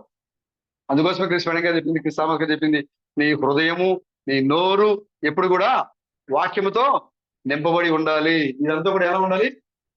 వాక్యంతో నింపబడి ఉండాలి. ఇక్కడ ఎప్పుడైతే వాక్యం ఉంటుందో అప్పుడు ఈ యొక్క కంటి ద్వారా వచ్చే ఏదైనా సరే, ఇక్కడ ఏముంది? ఇక్కడ నీ హృదయంలో ఏముంది? వాక్యం ఉంది. అప్పుడు కంటి ద్వారా వచ్చి ఏ కార్యమైనా సరే ఈ హృదయంలో వాక్యం ఉండడం ద్వారా అదేం చేస్తుంది? దాన్ని ఫైట్ చేస్తుంది, పంపించేస్తుంది బయట. ఏ చెడు కార్యమైనా సరే, ఆత్మ సంబంధమైన కార్యమైతే తీసుకొని మరింత బలపడతాం. ఇప్పుడు నీ శరీరానికి ఈ 5 ఇంద్రియాల ద్వారా నీ శరీరానికి ఎలాగైతే నువ్వు బలాన్ని ఇచ్చడానికి నువ్వు ఈ భూ సంబంధమైన ఆహారం తీసుకుంటున్నావు, తీసుకోవాలి కదా. ఒక 2 రోజులు మనం భోజనం చేయకపోతే ఏమవుతాం? నీరసమైపోతాం. 4 రోజులు భోజనం చేయకపోతే బలహీనం అయిపోతాం. 5 రోజులు భోజనం చేయకపోతే ఇంకా బలహీనం అయిపోతాం. 6 రోజులు భోజనం చేయకపోతే మంచం మీద పడుకుంటాం. 7వ రోజు, 8వ రోజు, 9వ రోజు, నెల రోజులకి బాక్స్ రెడీ అయిపోతుంది. బాక్స్ రెడీ అయిపోతే ఎదురు పాట పాడేవాడు రెడీ అయిపోతారు, పాటల పుస్తకాలు పట్టుకొని పరదేశులము ప్రియులారా అని నడిపించేస్తారు. ఎందుకంటే నీ దేహానికి ఇవ్వాల్సిన పోషణ నువ్వు నీ దేహానికి ఇవ్వలేదు కాబట్టి నీ దేహం ఏమైపోయింది? చనిపోయింది. నీ దేహము నశించిపోయింది. నీ దేహానికి ఇవ్వాల్సిన పోషణ, నీ దేహానికి ఏ విటమిన్ కావాలో, ఓ సి కావాలా, డి కావాలా, ఓ 12 కావాలా, నీ దేహానికి ఎలాంటి ఆహారం కావాలి, ఎలాంటి పోషక విలువలు ఆహారం తీసుకోవాలి, ఇవన్నీ నువ్వు ఎరిగి మరీ తింటావు. నువ్వు ఇది తీసుకో సోదరా, నీ కంటికి బాగా పనిచేస్తుంది. ఇదిగో ఇది తాగి సోదరా, నీ శరీరానికి ఇది బాగా బలాన్ని ఇస్తుంది. ఇదిగో ఈ యొక్క లిక్విడ్ తీసుకో బ్రదర్, ఒక లోపలికి వెళ్ళిన తర్వాత నీకు చాలా ఉపయోగపడుతుంది. రోజుకి 5 లీటర్లు వాటర్ తాగండి బ్రదర్, మీ బాడీలో బాగా ఎక్కువగా ఉన్న డెడ్ సెల్స్ అన్ని బయటకు వెళ్ళిపోతాయి కదా, చెప్తా ఉంటారు లేదా బ్రదర్? పీస్ పదార్థం తినండి బ్రదర్, గుండెకి చాలా బాగుంటుంది. అవునా? నిమ్మకాయ తినండి, సి విటమిన్ వస్తుంది. బొప్పాయి తినండి, నీకు ఆ విటమిన్ వస్తుంది. చెప్తారా లేదా బ్రదర్? వింటున్నారా లేదా? అంటే సృష్టిలో దొరికే దేవుడు నీకు అన్ని విటమిన్స్ కూడా సృష్టిలో దొరికే అన్నింటిలో నీకు అన్ని ఇచ్చాడు ఆయన. నీవు సృష్టిలో దొరికే ఆహారాన్ని తీసుకోవడం వల్ల అందరూ సంతోషంగా ఉన్నారు బ్రదర్. హల్లెలూయా. మీరు ఎక్కడున్నారో తెలుసుకోవాలి. వాక్యం మీ హృదయంలో ఎక్కడ నివాసం ఉంటుందో కూడా మీరు తెలుసుకోవాలి. వాక్యం వింటున్నాం మనం, మనలోకి వెళ్ళి ఆ యొక్క వాక్యము ఎక్కడ నివాసం ఉంటుందో మీకు అర్థం అవ్వాలని ఈ యొక్క సబ్జెక్ట్ తీసుకున్నాను నేను. నువ్వు తీసుకునే బాహ్య సంబంధమైనటువంటి యొక్క ఆహారము, అప్పుడప్పుడు హరినస్ బ్రదర్ ఫోన్లో నేను చూస్తూ ఉంటా, ఆహారం సంబంధించి తీసుకుంటే బాగుంటుంది, అది తీసుకుంటే బాగుంటుంది అని పెడుతుంటారు బ్రదర్. ఆ స్టేటస్ లో పెడతా ఉంటారు హరినస్ బ్రదర్ ఫోన్లో. అంటే మనకి ఇది బాగుంటుంది, ఆహారం ఇది తీసుకుంటే బాగుంటుంది, ఈ ఆహారం తీసుకోవడం వల్ల శరీరానికి బాగా పనిచేస్తుంది, మీ కంటి చూపు బాగా మెరుగుపడుతుంది, ఆకుకూరలు తినండి వింటారు కదా మీరు. డాక్టర్ కూడా చెప్తూ ఉంటారు కదా, మీరు ఏదైతే హాస్పిటల్కి వెళ్తారో మీ లోపల విటమిన్స్ తగ్గుతూ ఉంటాయి. మీ బలహీనత ఏంటి? మీ శరీరంలో ఉండాల్సిన విటమిన్స్, మీ శరీరంలో ఉండాల్సిన క్యాలరీస్, మీ శరీరానికి కావాల్సిన పోషక విలువలు మీరు అందించినప్పుడు మీ శరీరం ఏమైపోతుంది? బలహీనం అయిపోద్ది ఆటోమేటిక్ గా. అప్పుడు డాక్టర్ ఏం చేస్తాడు? నీ శరీరానికి కావాల్సిన ఆ యొక్క విటమిన్స్, ఆ పోషక విలువలు నువ్వు అలా ఫుడ్ రూపంలో తీసుకోలేదు కాబట్టి టాబ్లెట్స్ రూపంలో నీకు అందిస్తాడు ఆయన. అదే జరిగేది అక్కడ. ఆ టాబ్లెట్లు అంటే ఏం కాదు, అక్కడ నువ్వు తీసుకోవాల్సిన భోజనాన్ని లేదా ఆహారాన్ని సరైన మోతాదులో తీసుకోకపోవడం వల్ల, సరైన క్రమంలో తీసుకోకపోవడం వల్ల నీ శరీరం బలహీనం అయిపోతుంది. కాబట్టి ఆ డాక్టర్ ఏం చేస్తాడంటే నీ శరీరానికి అవసరమయ్యే నీ లోపల ఇమ్యూనిటీ సిస్టాన్ని బలపరిచేట మందులు ఏవైతే ఉండవో వాటిని ఇస్తాడు నీకు.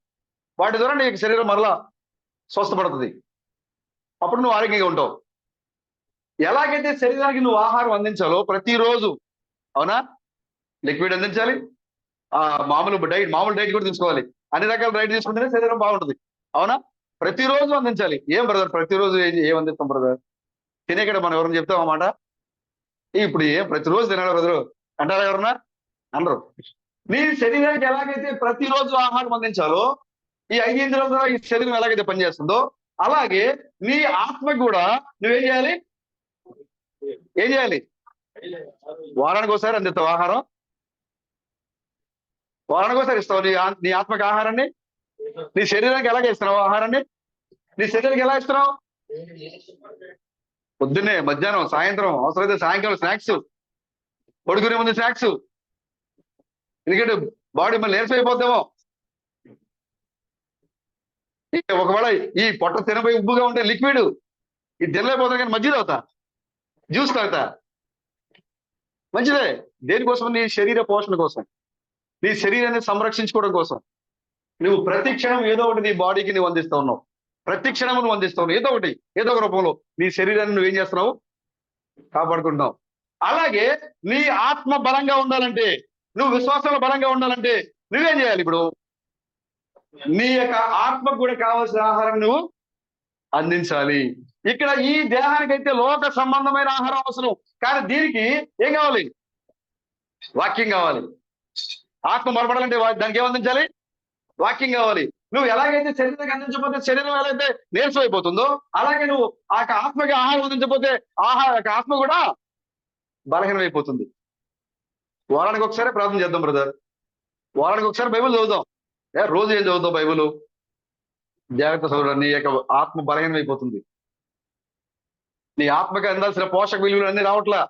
సి, డి విటమిన్స్, 12 విటమిన్స్, ఏ విటమిన్స్ అందట్లా. అక్కడ ఎప్పుడైతే నీ ఆత్మకి అన్ని విటమిన్స్ అందవో అప్పుడు ఆటోమేటిక్ గా నీ యొక్క ఆత్మ ఏమవుతుంది? బలహీనం అయిపోతుంది. నీ ఆత్మ ఎప్పుడైతే బలహీనం అయిపోతుందో ఆటోమేటిక్ గా నువ్వు లోకంలో జారిపోతావు. అప్పుడు ఈ శరీరం ఏదైతే మృతమైపోతుందో అలాగే నీ ఆత్మ కూడా ఏమైపోతుంది? చనిపోతుంది, నాశనం అయిపోతుంది, దేవుని నుంచి దూరం అయిపోతుంది, వాక్యానికి దూరం అయిపోతావు, నీ విశ్వాసంతో నశించిపోతుంది, నీలో ఉండాల్సిన 5 ఇంద్రియాలు కూడా నశించిపోతా ఉన్నాయి. నువ్వు ఎప్పుడైతే వాక్యాన్ని నీ లోపలికి పంపించట్లేదు, ప్రార్థనా జీవితాన్ని నీలో కొనసాగించట్లేదు, అప్పుడు నీ యొక్క ఆత్మ బలహీనం అయిపోతుంది, నువ్వు నశించిపోతావు, చనిపోతావు.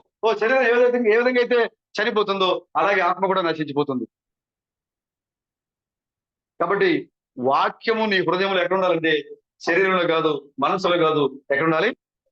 హృదయంలో ఉండాలి. నువ్వు నమ్మే ఏదైనా సరే హృదయం లోపలికి వెళ్ళాలి. ఆ హృదయం పోషించబడాలి అంటే నువ్వేం చేయాలి? ప్రతిరోజు నువ్వు ప్రార్థన చేయాలి, ప్రతిరోజు బైబిల్ చదవాలి, ప్రతిరోజు వర్తమానం చదవాలి.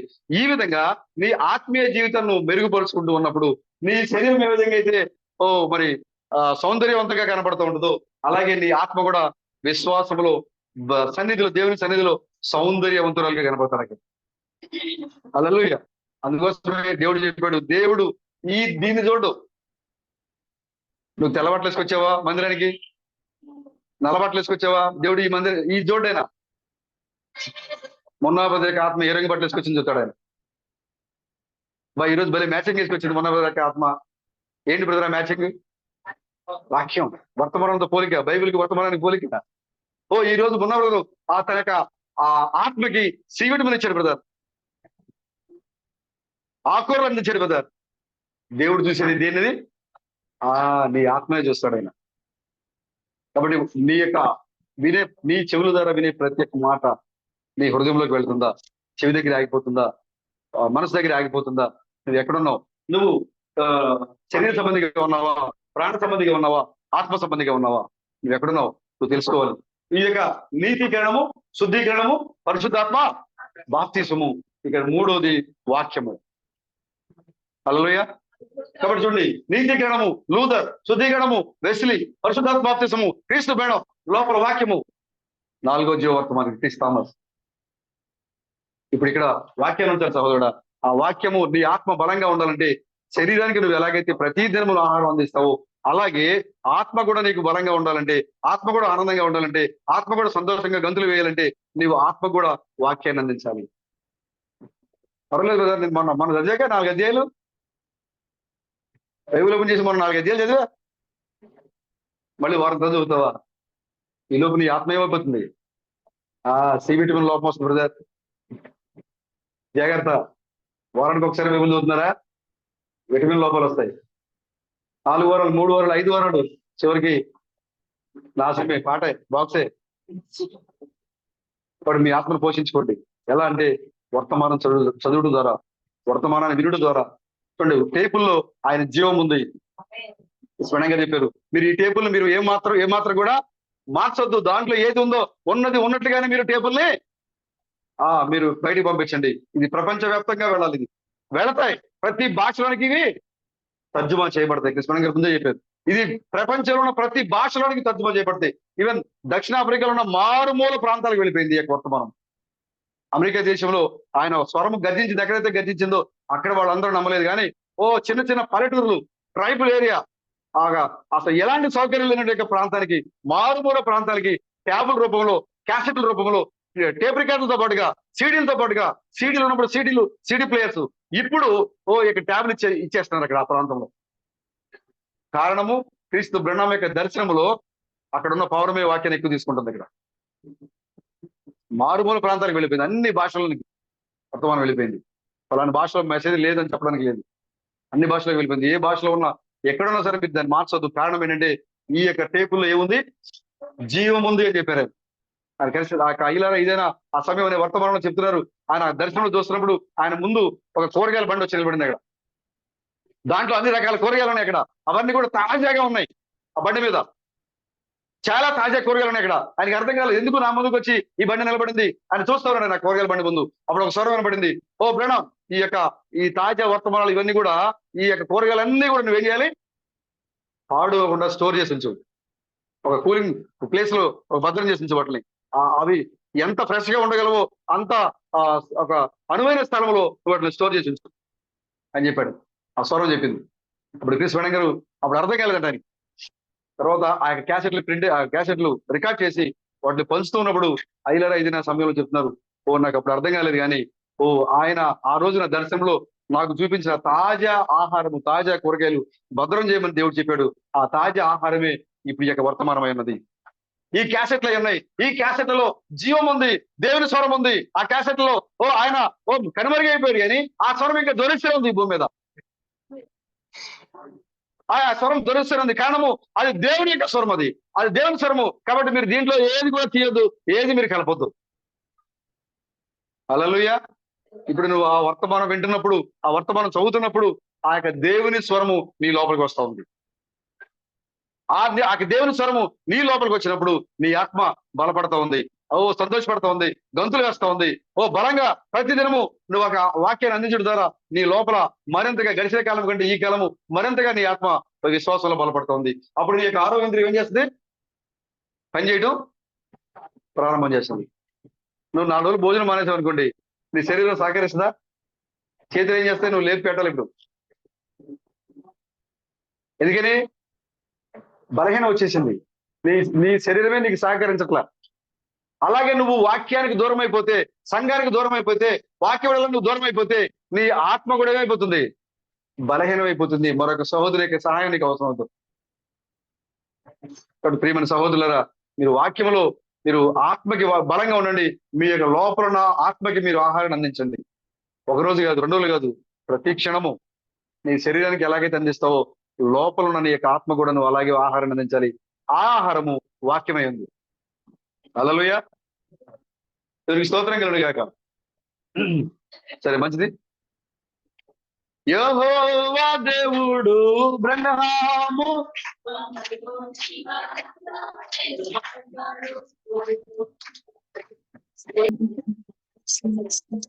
హల్లెలూయా, హల్లెలూయా.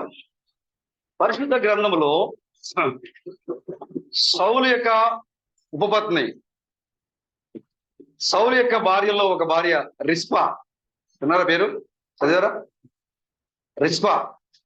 తన మాత్రం బాగానే అవుతున్నాడు. డిఫరెన్స్ చెప్పాను అనుకో, చెప్తారా? ఓకే, మంచిది. సౌలు యొక్క ఉపపత్ని పేరేంటి? రిస్పా అనగా అర్థము వేడెక్కిన రాయి అని అర్థం. ఆ పేరుకి అర్థము వేడెక్కిన రాయి.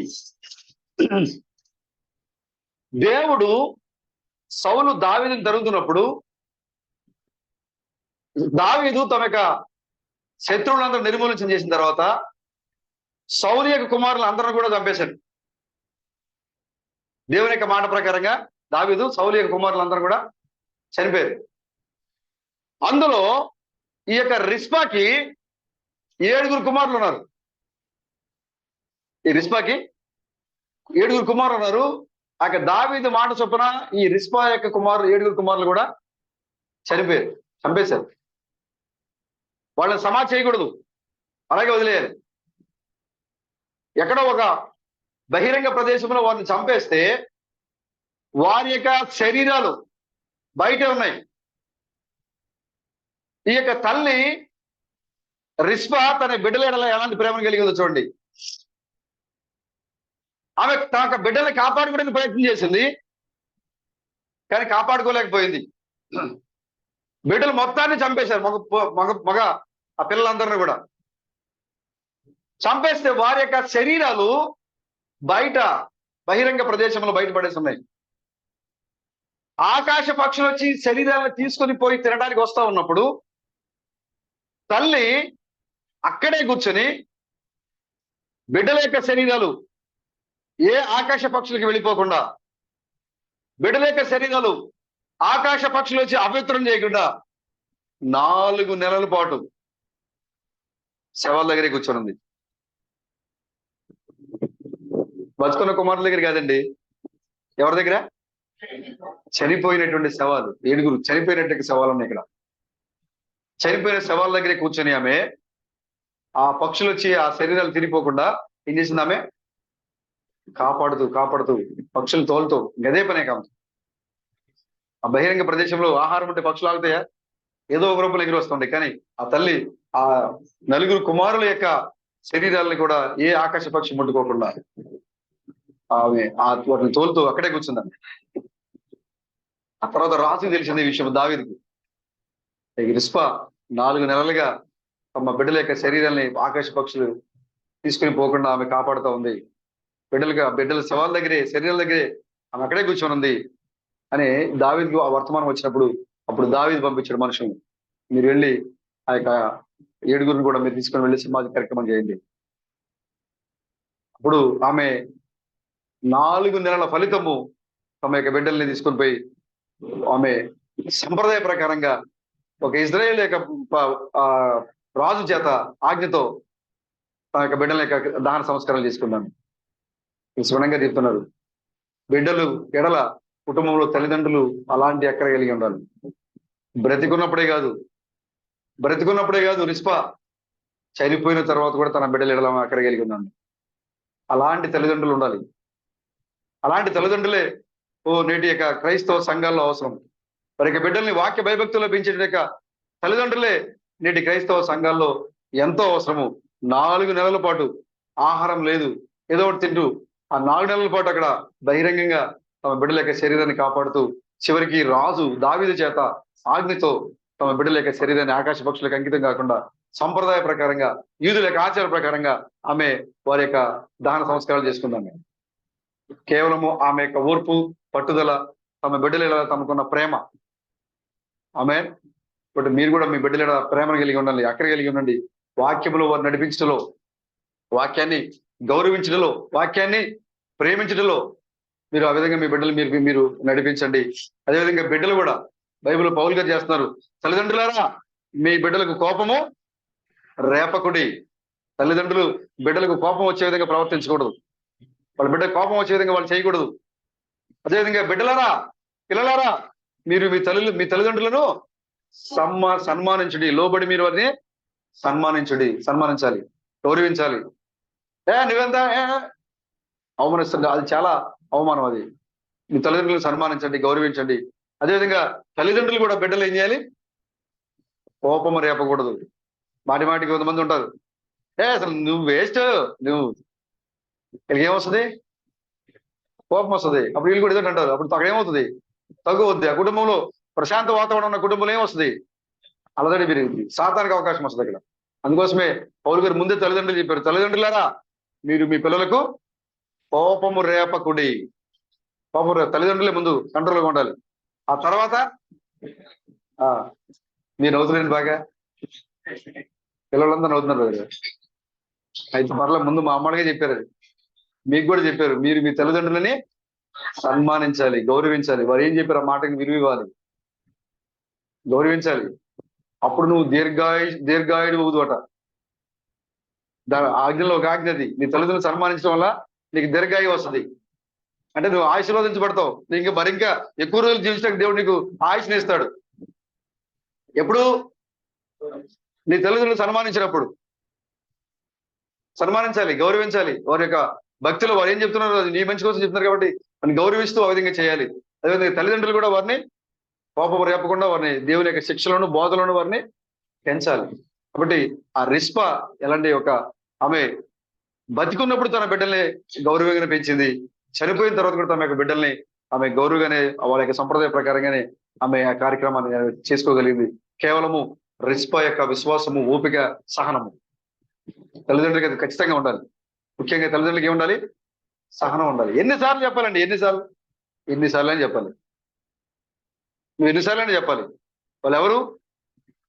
నీ యొక్క రక్తమై ఉన్నారు, నీ యొక్క ఎముకనైన వారై ఉన్నారు. కాబట్టి ఓపికతో నువ్వు శిక్షలోను బోధలోను పెంచమని చెప్తున్నారు పౌలు గారు. ప్రభు యొక్క శిక్షలోను బోధలోను మీరు వారిని పెంచుడి. మనం ఆ వాక్యానుసారంగా వాక్యంలో వారిని మనం నడిపించాలి. హల్లెలూయా. ఇప్పుడు మీ బిడ్డలు ఆ విధంగా మీరు వాక్యంలో నడిపించండి. ప్రభుకి స్తోత్రం కలుగును గాక. హల్లెలూయా. అందరూ సంతోషంగా ఉన్నారు బ్రదర్? గట్టిగా చప్పట్లు కొడదామా? హల్లెలూయా. ఇది దేవునికి చాలా ఇష్టం బ్రదర్. మీరు ఆనందంగా సంతోషంగా చప్పట్లు కొట్టడం అనేది ప్రభుకి ఎంతో ఆనందం. అక్కడ ఇక్కడ మనం ఎంత ఆనందపడుతున్నామో పరలోకంలో దేవుడు కూడా సంతోషపడుతున్నాడు. అక్కడ నా కుమారులు చూసారు, సంతోషంగా ఉన్నారు, చప్పట్లు కొడుతున్నారు. హల్లెలూయా. ఎందుకంటే సంతోషం ఆనందంగా ఉండడానికి దేవుడు నిన్ను లోకం తీసుకొచ్చాడు. ఆమేన్. ఏలియా దేవుడు ఎక్కడున్నాడు? ఏలియా దేవుడు ఎక్కడున్నాడు? ఎవరంటున్నారు ఈ మాట? ఎలీషా చెప్తున్నారు ఈ మాట. ఎలీషా తెలీదా? తెలీదా? ఎలీషా మంచి ఆస్తిపరుడు. 12 అరకలతో తమ యొక్క పొలాన్ని దున్నుకునేట మంచి వ్యవసాయదారుడు, మంచి ఆస్తికర్త, ధనవంతుడు. విస్తారమైన భూమి ఆయనకి. 12 వాళ్ళకి దున్నుతున్నాడు ఆయన. 12 మంది దున్నుతుండగా 12వ వాడు ఎలీషా. ఏలీ అంటాడు, ప్రభువా ఇక్కడ నన్ను తీసుకెళ్ళిపో, నా పరిచర్య అయిపోయింది, మై మినిస్ట్రీ ఇస్ ఫినిష్. ఎవరైనా చెప్తారు బ్రదర్? మీరు ఎవరైనా చెప్పగలరా మాట? నోటి మాట కాదు నేను చెప్పమనేది.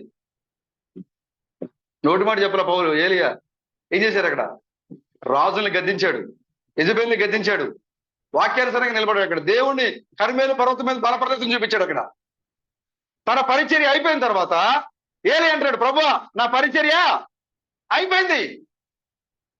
యేసుక్రీస్తు కూడా కలవరలైన అక్కడ ఆ 2 చేతులు ఆ సిలువలో మేకులతో కొట్టబడి ఆయన అంటున్నాడు, ఓ మై మినిస్ట్రీ ఫినిష్డ్, నా పరిచర్య ముగించబడింది, ఇట్స్ ఫినిష్డ్, నా పరిచర్య అయిపోయింది. 2 చేతులు ఖాళీ చేసి చూపిస్తాడు ఆయన. నేను దేనికోసం అయితే ఈ లోకానికి వచ్చానో ఆ పరిచర్య నేను ముగించేశాను. ఈ లోకానికి పంపబడిన ప్రతి ఒక్క విశ్వాసి అదే రకమైన విశ్వాసాన్ని కలిగి ఉండాలి. నువ్వు దేనికోసం పంపబడ్డావు? దేవుని యొక్క నామ మహిమ కోసం నీ లోకానికి పంపబడ్డావు. దేవుని మహిమపరచడానికి నేను ఈ లోకానికి పంపబడ్డావు. దేవుడు ఏమైనాడో ఈ లోకానికి బయలుపరచడానికి నువ్వు ఈ లోకానికి నువ్వు పంపబడ్డావు. కాబట్టి నువ్వేం చేయాలి? నీకు ఇవ్వబడిన పరిచయం నువ్వు ఏం చేయాలి? ధైర్యంగా చెప్పాలి, ప్రభువా నువ్వు నాకు అప్పగించబడిన పనిని నేను ముగించాను. అందుకోసం ధనవంతుడు వెళ్తా ఏం చేశాడు? ధ్యానాలు ఇచ్చేయలేడు కదా, చెడలేదా? ఉన్నప్పుడు ఎట్రా, ఇదిగో నీ ఊరు వెళ్తున్నా, ఇది దగ్గర పెట్టు, ఇదిగో హరీశ్వరం ఇది దగ్గర పెట్టు, ఇదిగో ప్రేమ ఇది దగ్గర పెట్టు, నేను మరలా వస్తా, వీటితో మీరు సంపాదించండి. ఏం చేయాలి? దాంతో వాళ్ళు బిజినెస్ చేయాలి. ఆ డబ్బులతో ఏం చేయాలి? వీళ్ళు సంపాదించాలి, డెవలప్ చేయాలి వాటిని. ఒక ఆయనేమో తీసుకుని వెళ్ళి పెట్టుబడి పెట్టాడు, విస్తారంగా డబ్బులు వచ్చింది, బాగా డబ్బులు వచ్చేసి తీసుకొచ్చాడు. ఇంకో ఆయన పెట్టుబడి పెట్టాడు, కొద్దిగా తక్కువ వచ్చింది, ఆయన చేసాడు దాన్ని. ఇంకో ఆయన మనకు ఎందుకు వచ్చిందండి, ఇది పెట్టామనుకో పోయిందనుకో, ఆ వచ్చి లెక్క అడుగుతాడు. ఆయన వచ్చి నన్ను లెక్క అడుగుతాడు. ఏది నీకు ఇచ్చిన నాణ్యం ఏదే అని అడుగుతాడు. అయ్యా నేను వ్యాపారం చేద్దాం, దాంట్లో పెట్టుబడి పెట్టా, నష్టం వచ్చింది, పోయింది అని చెప్పాను అనుకో, శిక్షిస్తాడేమో. నాకు అవసరమా? ఈ నాణ్యం తీసుకెళ్లి జాగ్రత్తగా బీరోలో పెట్టాడు. ఆ తర్వాత దేశాంతరం వెళ్ళిన ఆ యొక్క యజమానుడు తిరిగి వచ్చాడు, పిలిపించాడు ఇద్దరిని. అయ్యా మీరు ముగ్గురు రండి. మీరు ముగ్గురు వచ్చారు. మొదటి వాడు వచ్చాడు, అయ్యా ఇదిగో మీరు ఇచ్చిన తలంతకి ఇదిగో డబల్ చేశాను నేను. రెండో వాడు వచ్చాడు, ఇదిగయ్యా మీరు ఇచ్చినంత కొద్దిగా సంపాదించాను. మూడో వాడు, అయ్యా నీదది, ఇదిగయ్యా నువ్వు ఎలాగ ఇచ్చావో అలాగే చక్కగా భద్రంగా మడత పెట్టి మరీ తీసుకెళ్ళి ఇచ్చాడు. ఇదేంటి నీకు ఎలా ఏం చేయలేదు? అయ్యా నువ్వు మామూలు వాడి కాదు. విత్తని చోట కోతకు విత్తని చోట కోతను కొయ్యేవాడు నువ్వు. ఒకవేళ ఇది పోయిందనుకో, నన్ను అడిగితే నేను ఏం చెప్పను? ఇక తన దగ్గర ఉన్నది మొత్తం తీసి మొదలుగా ఎక్కువ సంపాదించే వారికి ఇచ్చేయండి అని చెప్పాడు. నేను అనుకున్నాడు, నేను పోగొట్టకుండా ఉంచాయి కాబట్టి నాకు బహుమతులు ఇస్తాడు అనుకున్నాడు. కానీ అతని దగ్గర ఉన్నది తీసివేయబడింది. ఆ కలిగిన వారికి ఇవ్వబడింది. ఆ లేని వారి దగ్గర నుంచి కలిగిన వాడికే ఇచ్చివేయబడింది అది. ఇప్పుడు దేవుడు నీకు ఒక పనిని, ఒక బాధ్యతను అప్పగించాడు దేవుడు. ఆ యొక్క యజమానుడు ఈ భూమి నుంచి వెళ్తా నీకు ఒక బాధ్యతను అప్పగించాడు, ధ్యానాలు ఇచ్చాడు, నీకు వాక్యం ఇచ్చాడు, నీకు విశ్వాసం ఇచ్చాడు. ఇప్పుడు నువ్వేం చేయాలి? ఈ వాక్యంతో మరి కొంతమందిని వాక్యం లోపలికి నడిపించాలి. నువ్వు సత్యాన్ని గ్రహించినట్లుగా, సత్యం ఎరిగినట్లుగా దేవుడు నీ హృదయాన్ని ఆయన కదిలించాడు. ఆయన నువ్వు వాక్యం తెలుసుకున్నావు, నువ్వు తెలుసుకున్న వాక్యాన్ని మరి కొంతమందికి చెప్పాలి. నువ్వు ఆ మొదటి సోదరుడు వెళ్ళిపోయాడు, అనేక మంది వాక్యాన్ని పంచాడు ఆయన, కొంతమందిని విశ్వాసం నడిపించాడు. మరో రెండో సోదరుడు వెళ్ళిపోయాడు, ఆయన కొంతమందిని విశ్వాసం నడిపించాడు. మూడో సోదరుడు అనుకుంటున్నాడు, ఈ బ్రహ్మం పేరు చెప్పిన కాడ నుంచి కొడతారు బ్రదరు, మనకి ఎందుకు వచ్చింది, మనం నమ్మాం కదా, మనకి ఎందుకు వచ్చిన బాధ, బ్రహ్మం అన్నాం అనుకో తిడతారు, అబద్ధికుడు అంటారు, లేదా పెళ్లి గీయడం మానేస్తారు, పెళ్లి చేసుకోవడం మానేస్తారు. చూసారా? ఇవన్నీ మనకు అవసరమా? తీసుకెళ్లి జాగ్రత్తగా మనం ఏది నమ్ముకున్నాం, మన ప్రభు స్తోత్రం ఆమె నల్లు అని గుళ్ళకి వెళ్ళి ఆమె చెప్పేసి వెళ్ళిపోతే ఏ బాధ లేదుగా, మిగతా సంగతి మనకి ఎందుకు అని అనుకుంటున్నారా? నీ ఆత్మ తీసివేయబడి వేరే వాళ్ళకి ఇచ్చేయబడింది. దేవుడు నీకు ఇచ్చినందుకు. మరి కొంతమంది వాక్యంలో యాగబడినాడు, అగ్నిలోంచి లాగినట్లు నశించిపోయేవారిని అగ్నిలోంచి లాగినట్టుగా మీరు బయటికి లాగిస్తాయి. అగ్నిలో మాడిపోతున్నారు, వాక్యం లేక నశించిపోతున్నారు, అలాంటి వాక్యం చెప్పి వాక్యం చెప్పి మీరు బయటికి లాగండి. నీకు అందుకోసమని ధ్యానం ఇవ్వబడింది. ధ్యానం అనగా నీ యొక్క ఆత్మ. నువ్వు ఇంట్లో పడుకోవడానికి కాదు, లోపలికి చల్లగా పడుకోవడానికి కాదు. ఏం చేయాలి? నీ ధ్యానారంతో, నీ ఆత్మతో, నీ విశ్వాసంతో, నీ యొక్క పరిశుద్ధితో అనేక మందికి వాక్యాన్ని చెప్పాలి. నీ యొక్క పరిచర్య అయిపోయిన తర్వాత ఏలియాలాగా, యేసుక్రీస్తులాగా నా యొక్క పరిచర్య ముగించబడింది అని చెప్పాను. అలా కాకుండా నువ్వు మాత్రమే కూర్చుంటే రేపు ఖచ్చితంగా లెక్క చెప్పండి. నీ యొక్క ఆత్మ తీసేసుకుంటాడు దేవుడు, నీ దగ్గర ఉండదు. బట్ ఏం చేస్తాం మీరు చూడండి, పరిచయం చేయండి. మనం నమ్ముకొని ఇంట్లో కూర్చుంటారమ్మా, వాక్యం నమ్ముకొని మిగతా మనకి ఎందుకు, మనం వెళ్ళాం ఆదివారం ఆమెను హల్లు చెప్పి వచ్చాం, మిగతా మనం మీరు అనుకుంటున్నారా? జాగ్రత్త, మీ ధ్యానారము మీ యొద్ద నుంచి తీసివేయబడతాయి. నీ ధ్యానానికి మరొక ధ్యానారము, నీ ధ్యానానికి 10 ధ్యానాలు, నీ ఆత్మకి మరొక 10 ఆత్మలు, నీ ఆత్మకి ఒక ఆత్మగా కనీసం నువ్వు వాక్య వినోదం నడిపిస్తున్నావా లేదా నువ్వు పరిశీలన చేసుకోవాలి. నువ్వు నమ్మేసి లోపల పడుకుంటే, నువ్వు నమ్మేసి నాకెందుకులే బ్రహ్మం పేరు చెప్తే ఏమవుతుంది? మమ్మల్ని వెళ్ళేస్తారు. పెళ్లి చేయరండి, పెళ్లి అయ్యేదాకా నటిద్దాం. మన సహోదరుడు ప్రసాద్ గారిని చూసినప్పుడు చాలా సంతోషం అనిపించింది. ఈ మధ్యన బ్రదర్కి గట్టిగా సంబంధాలు వచ్చినాయి, నాకు తెలిసే వచ్చినాయి. మన చర్చిలో పెళ్లి సంబంధాలు చూసినట్టుగా ఎవరికి చూడలే మనం. ఒక్కొక్కరికి కనీసం 50-60 చూడాల్సి వస్తుంది. 10, 20, 2, 5 కాదు. నాకు తెలిసే 5-6 వచ్చేసినాయి ప్రసాద్ గారికి. నాకు తెలిసే ఈ మధ్యలోనే, ఈ నెలల కాలంలోనే వచ్చేసినాడు. సరే మన సహోదరులు కదా, ఏదో సహాయపడదాం. ఆఖరి చేరలాగా నేను అనుకున్నా. ఆఖరి చేర ఏమనుకున్నారు? మన అబ్రాంకి దేవుడికి సహాయపడదాం అనుకున్నారు కదా. నేను కూడా అలాగే అనుకున్నా, మన సహోదరు కదా, ఏదో సహాయపడదాం, ఇతను పెళ్లి అయ్యేలాగా మాట్లాడదాం అని నేను ఎంటర్ అయ్యా.